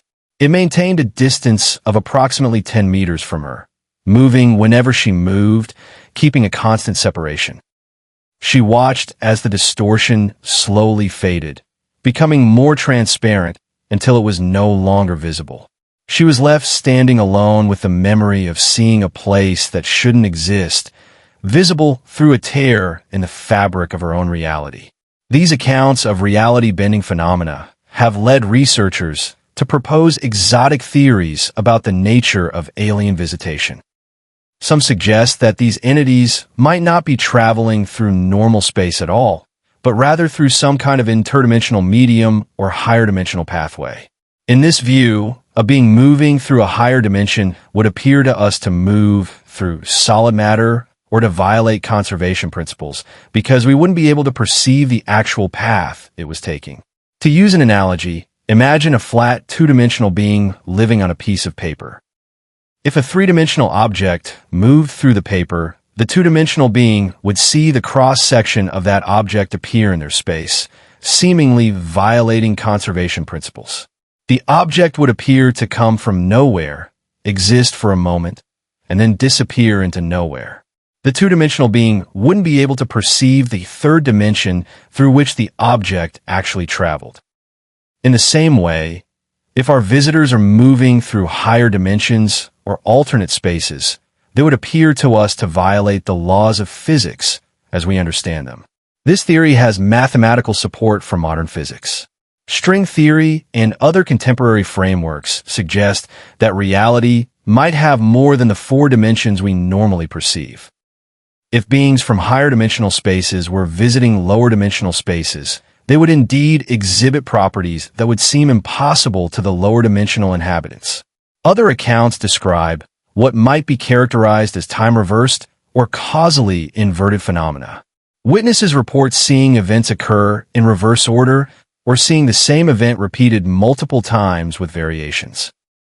One man reported an encounter in which he watched a craft descend, hover, and then ascend multiple times in rapid succession, as though the scene was being rerun with slight variations each time. It's as though he was witnessing not a single event, but multiple timelines or probability states occurring simultaneously. Some researchers have speculated that this might be evidence that our visitors are operating with technologies or understanding of physics that allows them to perceive or manipulate multiple probability states or multiple timelines simultaneously.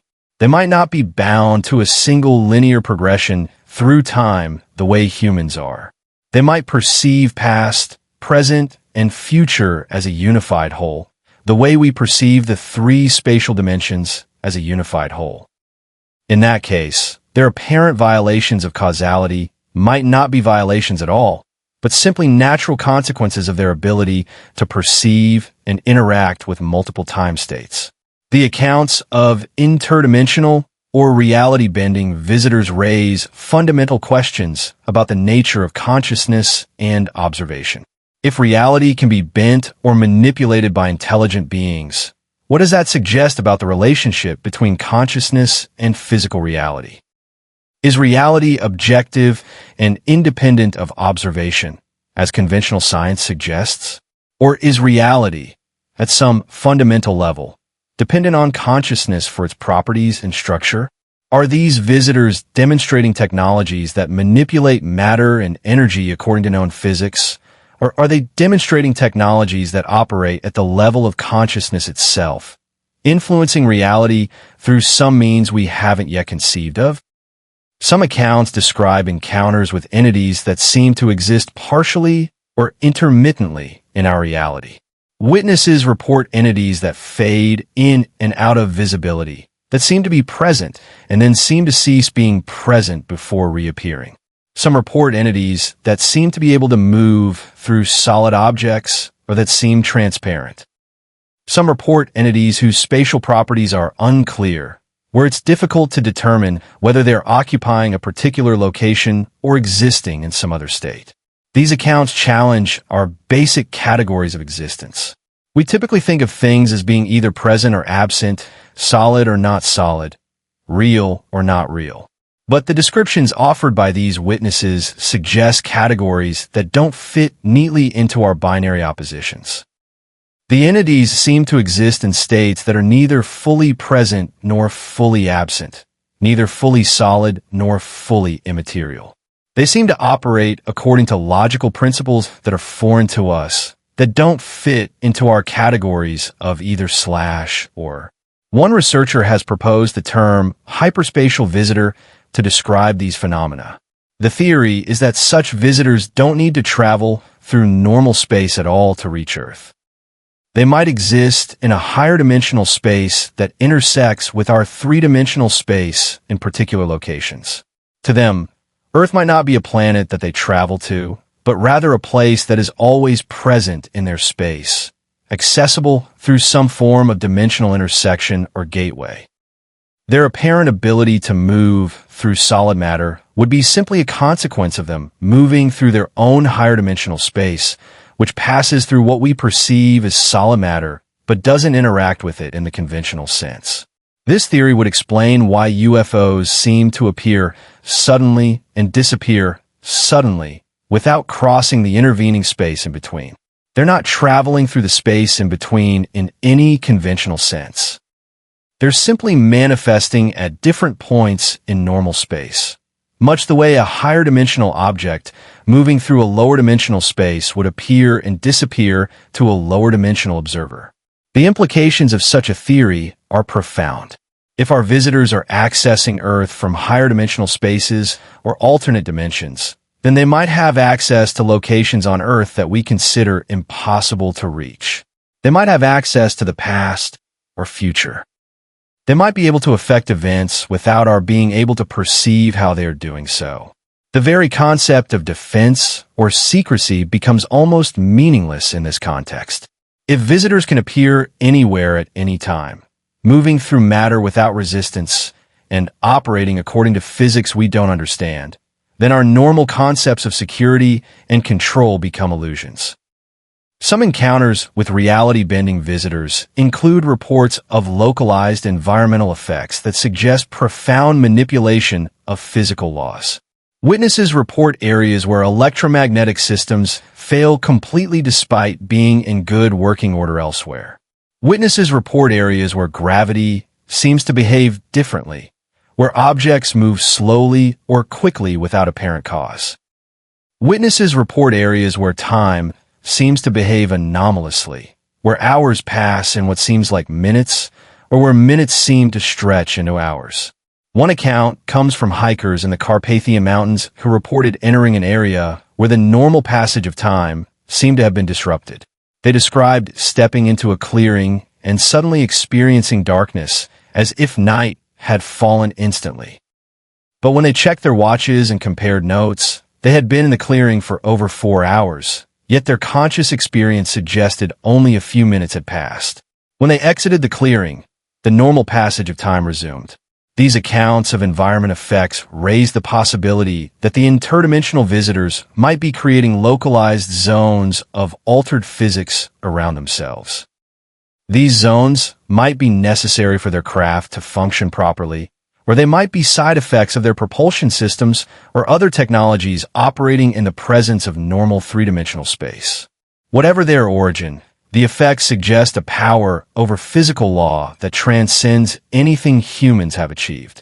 The psychological impact of encountering reality-bending visitors seems to be particularly intense. Those who have experienced such encounters often describe a profound sense of cognitive disruption.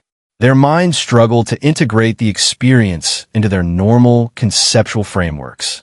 They report confusion, difficulty maintaining focus, and sometimes long-term difficulty with certain types of reasoning or perception. It's as though the very foundations of their understanding of how reality works have been shaken.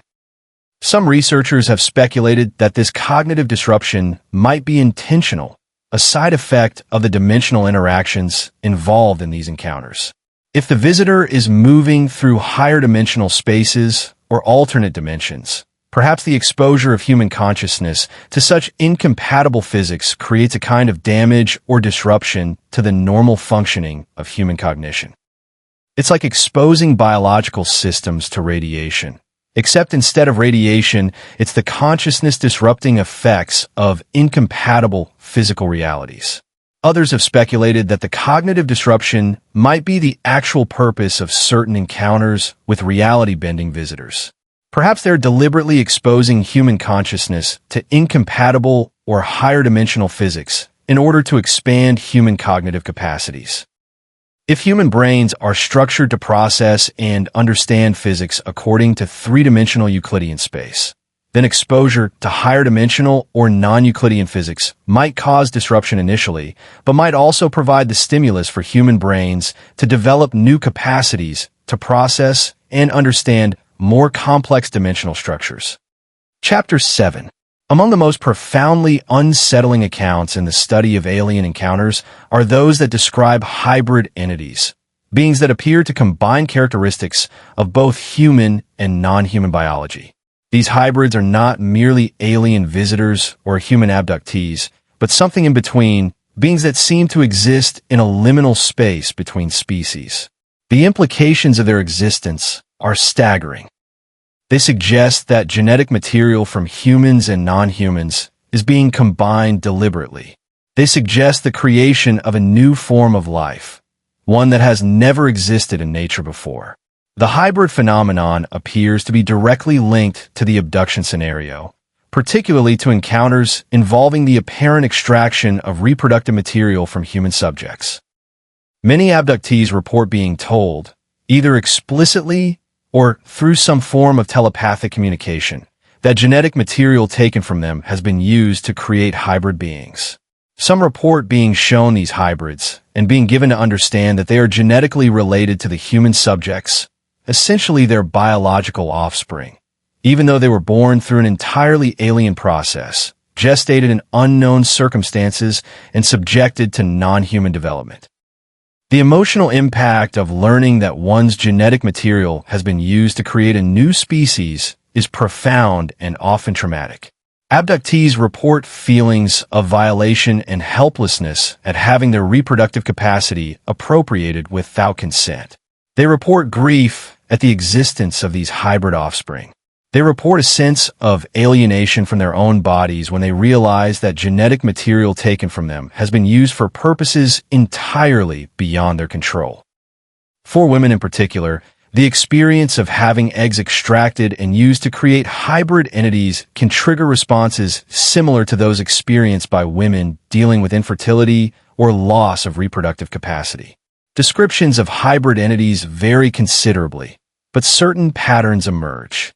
The most commonly described hybrids are described as roughly humanoid in overall shape, but with clear non-human characteristics. Many are described as having oversized heads relative to their body size, with unusual eye placement or size. Some are described as having skin texture or coloration that is distinctly non-human. Some are described as being extremely fragile or frail, with thin limbs and delicate features. Others are described as being robust and strong, with musculature that seems developed beyond what their apparent stature would suggest.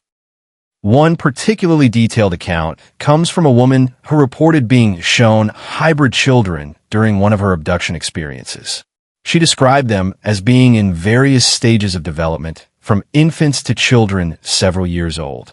She reported that their appearance was unsettling, not fully human, but not fully alien either.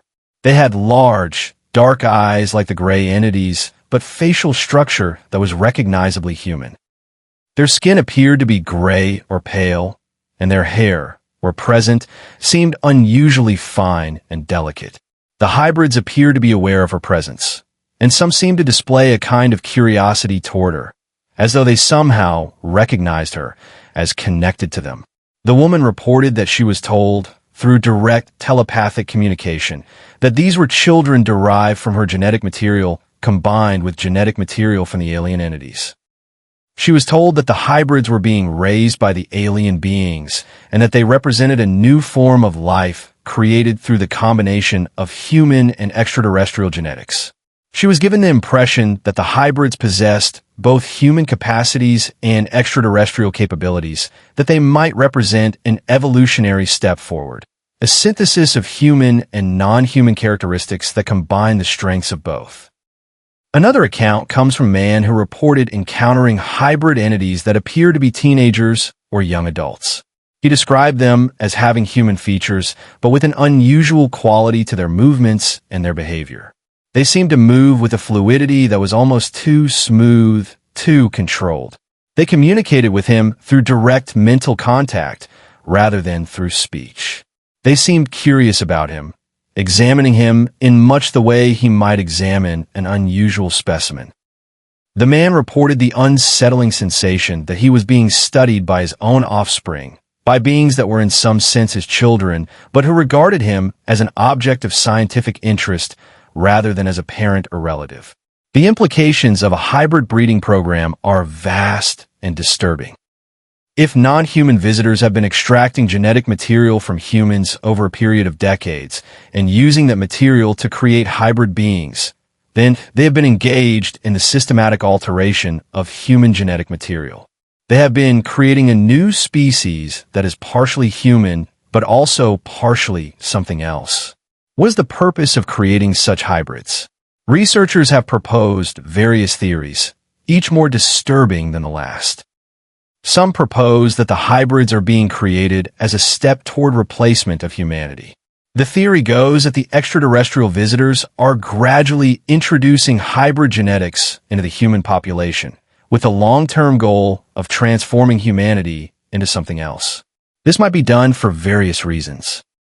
To adapt humanity to some environmental change that is coming, to create a form of life that is more compatible with the visitors' purposes, or simply as a form of colonization, with the visitors gradually transforming Earth's dominant species into something they can control.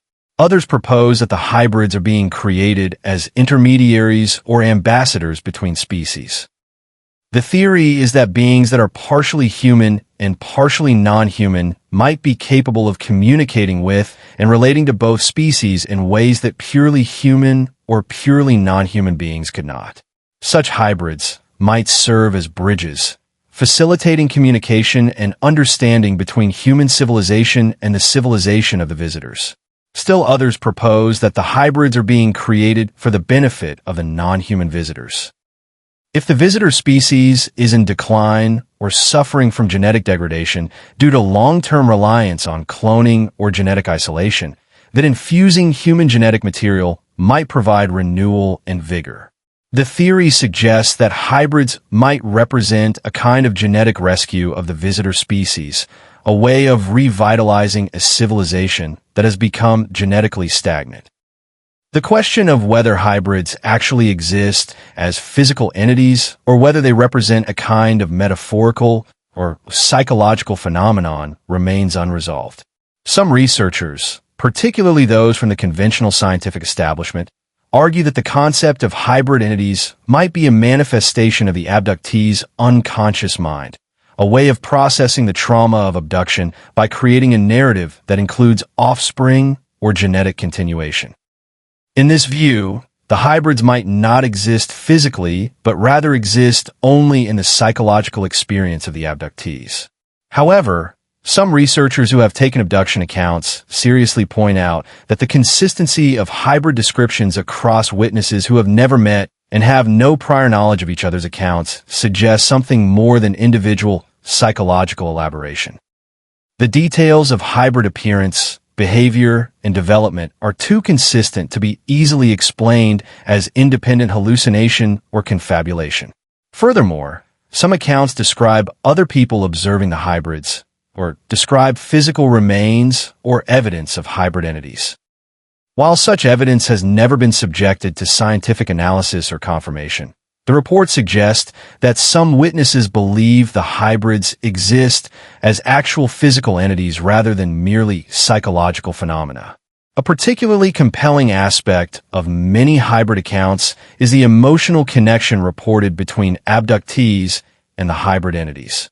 Many abductees report feeling protective toward the hybrids or feeling a sense of kinship with them. Some report that the hybrids seem to have recognizable personality traits or emotional responses that are distinctly human. Some report that the hybrids appear to be confused or distressed by their existence, as though they are aware that they don't fully belong to either species and are struggling with their liminal identity.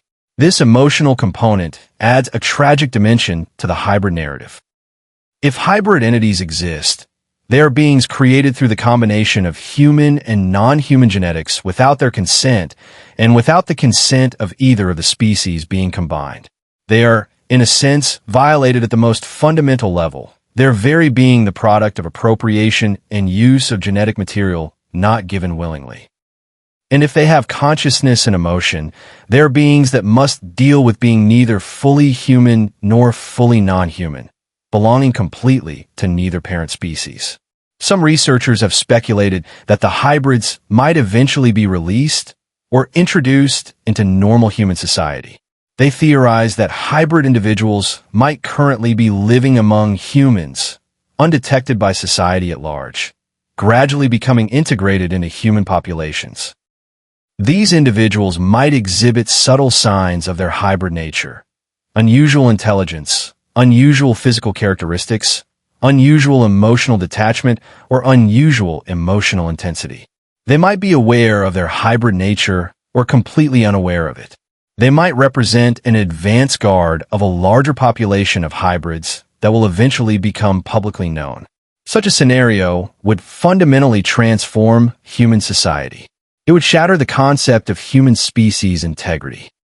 It would suggest that we might be unable to distinguish some beings as non-human based purely on appearance or behavior.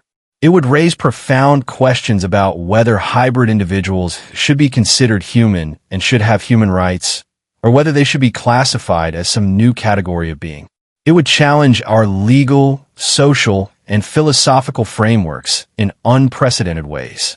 Other researchers have proposed an even more disturbing possibility: that the hybrid breeding program might be succeeding so effectively that a significant percentage of the human population might already carry hybrid genetics without being consciously aware of it. In this scenario, the extraterrestrial visitors might have been introducing hybrid genetics into the human population through means we don't understand, gradually changing the genetic character of humanity without our knowledge or consent. The human race, as we understand it, might already be in the process of transformation. This theory is speculative and unsupported by conventional genetic research. No evidence of non-human DNA in the human population has been identified by mainstream genetic science. But the theory persists among some researchers as a possible explanation for certain anomalies observed in human populations, such as unusual genetic anomalies or apparent evolutionary advances that seem to occur too rapidly to be explained by normal evolutionary mechanisms. What remains clear from the accumulated accounts of hybrids is that the concept has a powerful hold on the imagination and experiences of abductees. Whether the hybrids represent actual entities or psychological manifestations of trauma and violation, they represent a profound disruption of human genetic integrity and human autonomy. They represent a scenario in which human beings are used as genetic material without their consent for purposes entirely beyond their control. And they represent the possible emergence of a new form of life, one that is neither human nor alien, but something in between, uncertain of its place in the cosmos. Chapter 8. At the darkest end of the spectrum of alien encounter accounts lie descriptions of entities that appear to hunt, to feed, or to seek to harm human beings. Unlike the clinical examination of the Greys or the watchful observation of entities that seem to assess humans, these encounters describe intelligences with apparently predatory intent. These encounters trigger the most primal human fears: the fear of being hunted by an intelligence greater than one's own, the fear of being prey in a cosmos that is far more populated and far more dangerous than we typically assume. The accounts of predatory alien entities are fewer and less consistent than accounts of other types of encounters, but they are more intensely emotional and more traumatic. Witnesses who report encounters with apparently predatory entities often exhibit signs of severe trauma. They experience nightmares more severe than those reported by witnesses of other types of encounters. They exhibit higher levels of hypervigilance and anxiety. Some develop symptoms approaching clinical paranoia or severe PTSD. One particularly striking account comes from a man who reported being pursued by an unknown entity while camping alone in the wilderness.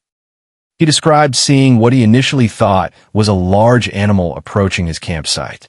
As it came closer, he realized it was not an animal, but an entity roughly humanoid in shape, but far larger than any human. It moved with deliberate intent toward him, and he felt an overwhelming sense of malevolence emanating from it. He ran from the campsite, running through the forest in darkness, feeling a constant sense of presence pursuing him. He ran for what he estimated to be hours, though the exact passage of time was unclear.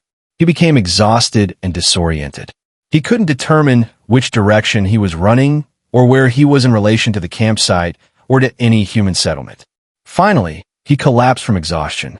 As he lay on the ground, he expected to be caught or attacked. Instead, the sense of presence withdrew. The entity seemed to lose interest in him. He heard a sound like wind or a sudden rush of air, and the presence was gone. He spent the remainder of the night in fear, unable to move or explore his surroundings. In the morning, he found his way back to his campsite, which was undisturbed. He packed his gear and hiked out of the wilderness. He refused to return to that location or to discuss the incident in detail, but he reported it to park rangers as a potential animal encounter. When pressed for details, he described unusual features of the entity that didn't match any known animal, and park officials concluded it was either a misidentified animal encounter or a psychological event. But what's striking about his account is the sense of genuine predatory intent. Unlike the dispassionate examination or observation described in most other encounter accounts, this encounter seemed to involve an entity that was actively trying to harm or capture him. The pursuit itself, the sense of being hunted, suggests an entirely different category of encounter. Another account comes from a woman who reported that she felt stalked by an entity over the course of several months. She would catch glimpses of a strange figure watching her from the edges of her normal activities. It would appear briefly, then vanish. She described the increasingly intense fear and hypervigilance it created. She felt as though she was a mouse being toyed with by a cat, kept alive but under constant threat. The stalking seemed to escalate over time. The entity would get closer, appear more frequently, stay visible for longer periods. She developed severe anxiety and moved to stay with family members, unable to endure being alone. During this time, the entity stopped appearing. When she felt safe enough to return to her own home, the stalking resumed. She eventually sought counseling and medication for anxiety and depression, but the underlying fear of being hunted persisted even as the physical manifestations of the stalker seemed to fade. Researchers have proposed various theories about predatory alien entities. Some suggest that these encounters might represent interactions with genuinely hostile intelligences that view humans as prey or resources to be exploited. Such intelligences might engage in a kind of predatory behavior, hunting humans as a form of sustenance or entertainment. They might view human suffering as either irrelevant or actually desirable. Others suggest that what appears to be predatory behavior might actually be something else entirely, misinterpreted through the lens of human fear and trauma. The entity might not be hunting with predatory intent, but might be attempting some form of contact or examination that humans interpret as threatening because of the difference in scale or the incomprehensibility of the entity's behavior. Just as a curious human might examine an insect in a way that is traumatic to the insect, an alien entity might examine or interact with humans in a way that appears predatory, but that the entity doesn't perceive as harmful or aggressive. Still others suggest that predatory alien encounters might represent some form of psychological encounter rather than a genuine encounter with an external entity. They propose that the experience of being hunted or stalked might be a manifestation of human psychological trauma, a reenactment of fear or danger that has roots in human neurology and psychology rather than external reality. However, what's particularly challenging to dismiss are accounts where multiple witnesses report the same predatory entity or encounter. There are cases where family members or multiple people in the same area report encountering what appears to be the same creature over the same period of time. These concurrent reports suggest something more substantial than individual psychological events. One particularly compelling case involves a predatory entity reported by residents of an isolated community in Canada. Over the course of several weeks, multiple residents reported encountering a large, approximately 8-foot-tall humanoid figure in the nearby forests. The description offered by different witnesses was remarkably consistent. The creature had a somewhat ape-like appearance, but with distinctly humanoid features and apparent intelligence. It seemed to actively avoid human contact, but would sometimes watch people from the edges of settlements. What distinguished this case from many other reported cryptid or unknown animal sightings was the apparent anomalous behavior of the entity. Witnesses reported that it could move with extraordinary speed, covering large distances in ways that seemed impossible for any biological organism. Some reported seeing it in multiple locations far apart within the same evening, moving faster than any land animal could travel. Some reported that it disappeared when pursued, seeming to vanish instantly, as though it could phase out of normal space. These details suggest something beyond a conventional unknown animal. The entity seemed to specifically target isolated individuals. Several people reported being followed while traveling alone. One man reported that the entity broke into an isolated cabin he was staying in and pursued him through the night. He managed to escape by reaching a town with other people present, and the entity withdrew. The psychological impact of these encounters was severe. Those who experienced them exhibited trauma responses consistent with predatory threat. The question of whether predatory alien entities represent a real threat to human populations or are primarily a feature of certain types of psychological experiences remains open. What is clear is that the fear they generate is very real, and the accounts of them have a particular intensity and emotional truth that is difficult to dismiss entirely. Some researchers have speculated that predatory entities might represent a very different civilization from the entities responsible for scientific observation or medical examination of humans. If there are multiple species or intelligences visiting Earth, it's plausible that not all of them have peaceful or benign intentions. Some might be hostile or predatory. Some might view humans as a resource to be exploited. Some might be indifferent to human welfare. The universe, in this view, is not a place where all intelligences are wise and benevolent. Some might be hostile, aggressive, or predatory. This introduces a more sobering perspective into the discussion of alien contact. If humanity makes contact with non-human intelligences, there is no guarantee that such intelligences will be friendly or even benign. They might be as indifferent to human welfare as humans are indifferent to the welfare of insects or microorganisms. Or they might actively seek to exploit or harm humans. The concept of predatory alien entities, while disturbing, represents acknowledgement that the cosmos might be populated by intelligences that range from the benevolent to the intensely hostile. Chapter 9. The descriptions of alien craft found in encounter accounts present a striking picture of technology operating according to principles that seem to transcend known physics. These vessels are described as moving in ways that shouldn't be possible, with accelerations that would destroy biological life forms, maneuvers that defy inertia and momentum, and capabilities that suggest a fundamental mastery of the relationship between matter, energy, space, and time. The most commonly described craft are discoid or disc-shaped, relatively flat structures with domes or elevated sections on the upper surface.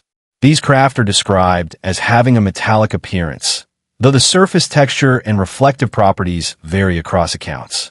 Some are described as smooth and featureless, others as having visible ridges, indentations, or structural features. Some emit light from visible sources, while others seem to glow from within as though the entire structure is luminescent. What strikes many observers is how the craft move. They accelerate and decelerate with sudden starts and stops that would be impossible for any craft containing biological beings using conventional propulsion systems. The accelerations described, when calculated based on observed movements, suggest force loads many times greater than what human bodies could withstand. Yet the beings inside these craft seem entirely unaffected by these accelerations. This has led researchers to propose that alien craft might use technologies that somehow decouple the interior environment from the physical acceleration of the craft. They might use gravitational fields to neutralize inertial forces or some other principle we don't yet understand.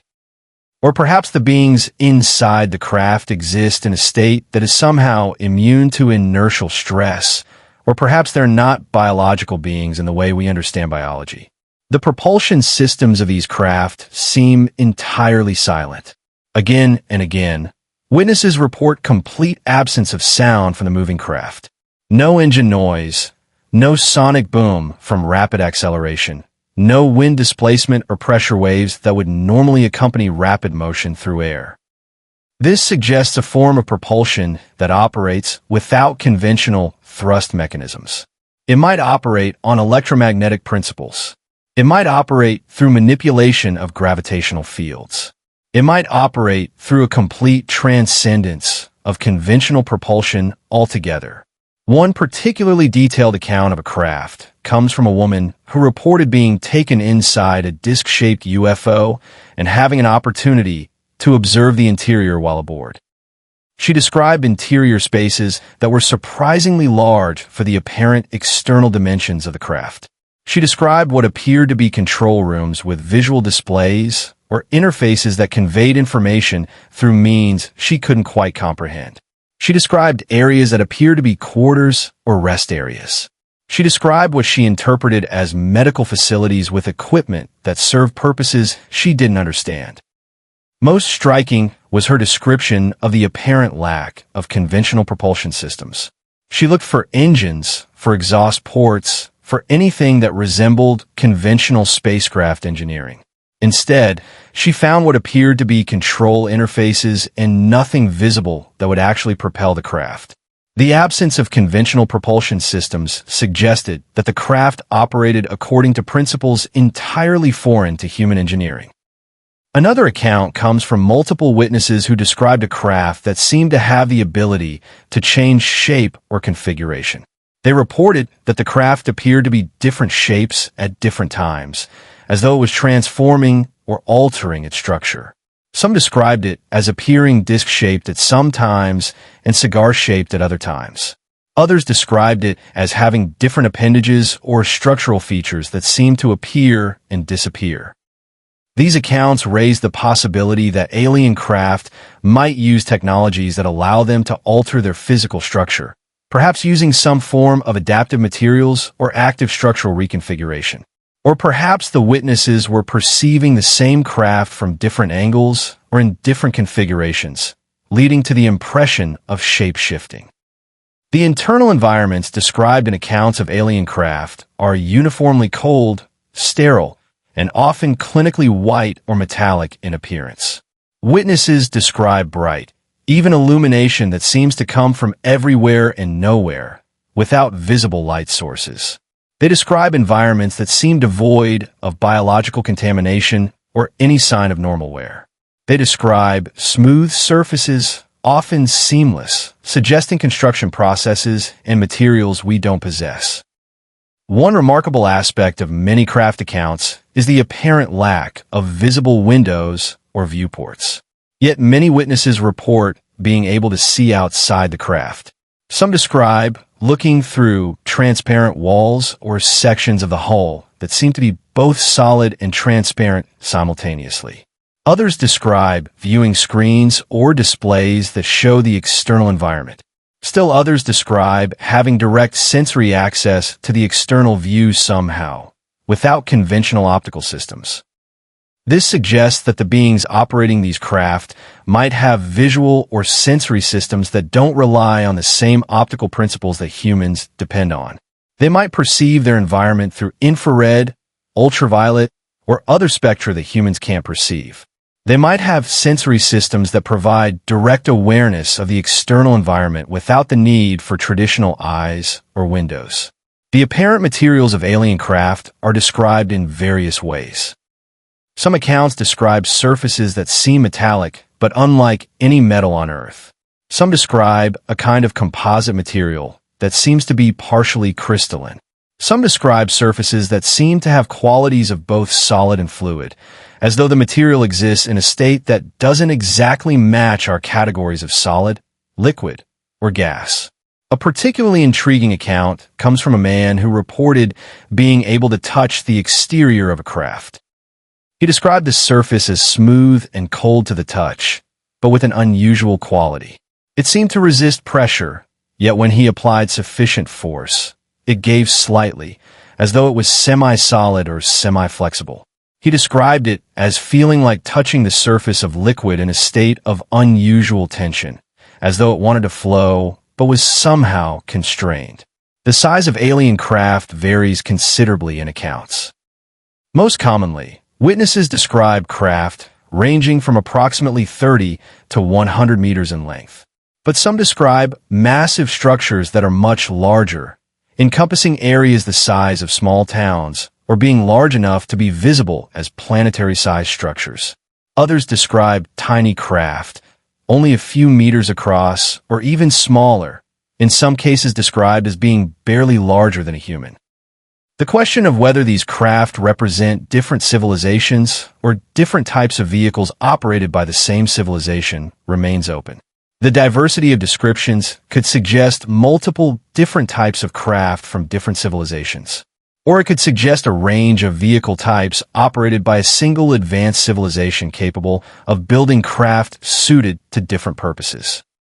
What remains consistent across all craft descriptions is the sense that we are encountering technology operating at a level of sophistication far beyond what humans have achieved. These craft move with apparent freedom through air, water, and presumably space. They seem to operate without visible propulsion systems or power sources. They create interior environments that remain stable regardless of the craft's maneuvers. They seem capable of precise control and sudden violent maneuvers without apparent concern for the safety of the beings inside. If even a fraction of the accounts of alien craft are accurate, then we are living in a universe populated by intelligences that have mastered technologies we can barely imagine. The implications of this are both wonderful and terrifying. Chapter 10. As we reach the conclusion of this journey through accounts of alien encounters, it's worth pausing to consider the profound impact that these experiences have on those who live through them. The encounter itself, whether it lasts minutes or hours, or even longer when accounting for missing time, is often the least significant aspect of the experience. What matters far more is the aftermath, the struggle to integrate what has been experienced into one's understanding of reality and one's identity.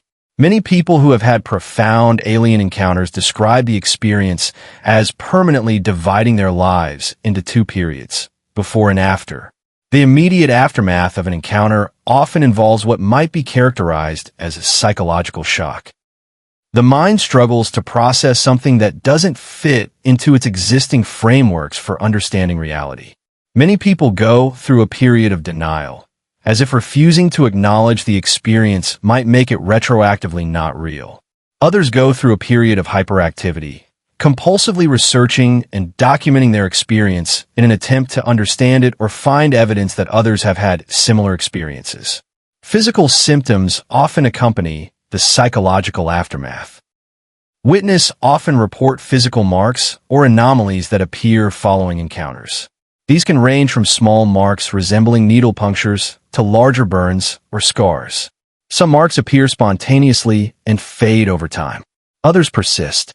The presence of physical marks can be deeply validating to witnesses, providing objective evidence that something happened to their body.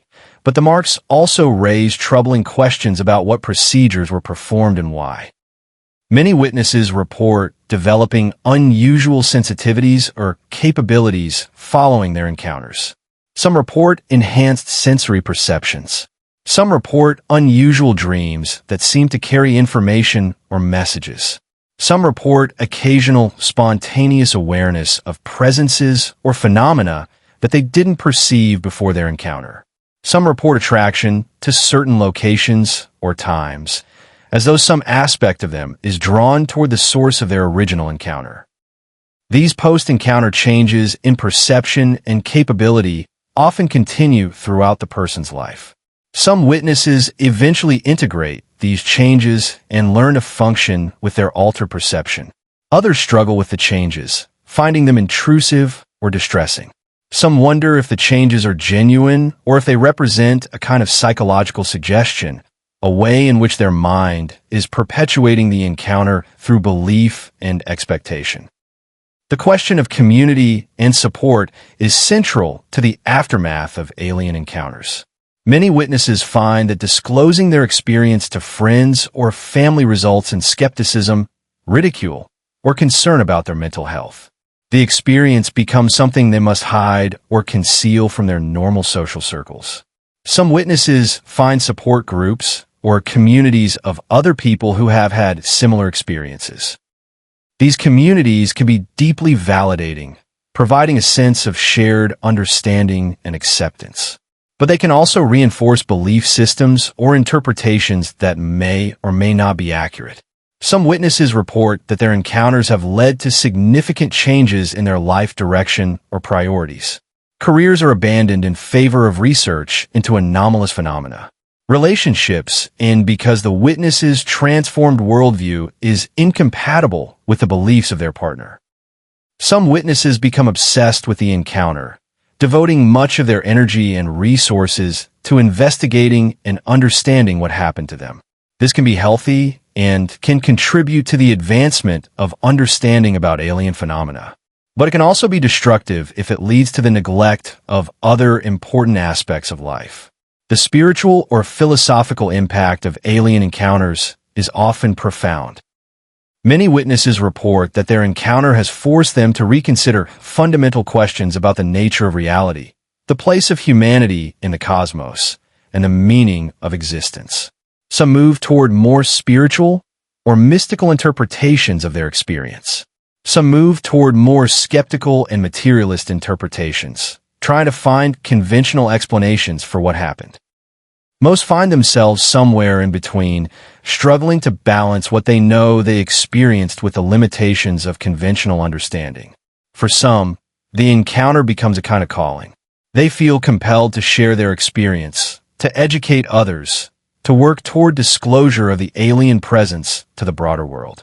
These individuals often become researchers, authors, or activists dedicated to the investigation and revelation of the truth about alien contact.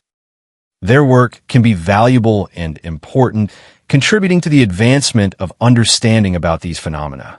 But it can also lead to the marginalization of the witness within mainstream society and within their professional communities. Others find ways to compartmentalize their experience, accepting it as something that happened to them while maintaining their normal life and relationships. They continue their careers, their families, their ordinary existence, carrying the knowledge of their encounter as a private experience that doesn't fundamentally alter their public self or their professional identity. This approach allows for a kind of stability and normalcy, but can also create a painful division between the public self and the private knowledge. One particularly poignant aspect of the aftermath is the question of meaning and purpose. Many witnesses struggle with the question of why they were chosen for their encounter. Was it random? Was there something about them that made them a suitable subject? Do they have some purpose or role to play in relation to the alien visitors? Some witnesses come to believe that their encounter was part of a larger plan or purpose that extends beyond themselves.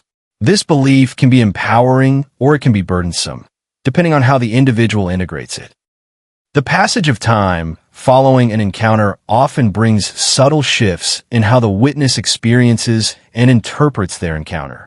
Immediately after the encounter, memories are vivid and detailed. But over time, the memories often become less precise, less sharply defined. Details fade. The emotional intensity associated with the memory may subside. For some witnesses, this gradual fading of memory is a relief, a kind of healing as the trauma becomes less acute. For others, it's distressing, a loss of something precious and important. Some witnesses report that their memories of encounters become clearer or more detailed over time, as though the processing and contemplation of the experience is gradually bringing hidden details to the surface. Others report that their memories seem to change or shift, as though they are reworking the narrative of what happened in a way that makes more sense or feels more integrated with their overall understanding of reality. The role of social support in the aftermath of alien encounters cannot be overstated. Witnesses who have access to understanding and acceptance tend to recover more effectively from the trauma of their encounters. Witnesses who experience ridicule or rejection tend to exhibit more severe and persistent symptoms. The quality of the support system available to the witness has a major impact on how successfully they integrate the experience into their life. For some witnesses, the recovery process involves seeking professional counseling or therapy. This can be helpful, particularly if the therapist is familiar with the phenomenon of alien encounters and doesn't automatically pathologize the experience as a sign of mental illness. But many therapists approach alien encounter accounts with skepticism, treating them as manifestations of psychological disorders like dissociation, paranoia, or psychosis. This can be re-traumatizing for witnesses who are seeking help in understanding their experience. Increasingly, some mental health professionals are taking a more open approach to alien encounter accounts, recognizing that whether or not the experiences are literally true in a physical sense, they're psychologically and spiritually significant to those who have them. These professionals are better able to help witnesses process and integrate their experiences while respecting their autonomy and their understanding of what happened to them. The question of whether alien encounters lead to genuine spiritual evolution or growth is one that witnesses themselves wrestle with. Some report that their encounters have led to profound spiritual development, increased compassion, expanded consciousness, and deeper understanding of the nature of existence. Some report that their encounters have led to depression, anxiety, loss of faith, and a kind of existential despair at recognizing how small and fragile humanity is in a cosmos populated by more advanced intelligences. Others report a mixture of both, finding that the challenge and disruption of their encounter has forced them to grow and develop in ways they might not have if the encounter hadn't happened. The experience of facing something incomprehensible and surviving it can lead to a kind of psychological hardening or resilience. But it can also lead to psychological scarring or trauma that persists indefinitely. For witnesses who maintain their belief in the reality of their encounter despite skepticism from the broader world, there is often a deep sense of isolation or alienation. They carry a knowledge that they believe is true, but that the society around them refuses to acknowledge or accept. This can create a profound loneliness, a sense of being the only one who knows the truth, the only one who understands what is really happening on our planet. Some witnesses report that this sense of isolation diminishes when they encounter other witnesses or when they become involved in communities of people interested in alien contact. The realization that they are not alone in their experiences, that others have lived through similar things, can be deeply validating and comforting. But it can also create an echo chamber effect, where the beliefs and interpretations of the group reinforce each other in ways that might not be accurate or healthy. The question of what witnesses owe to society or to broader human knowledge is one that some grapple with. If someone has genuinely experienced alien contact, do they have an obligation to share that information with the broader world? Are they responsible for helping humanity prepare for contact? Should they try to use their experience to change the world? Or is it acceptable for them to keep their experience private and focus on their own recovery and integration?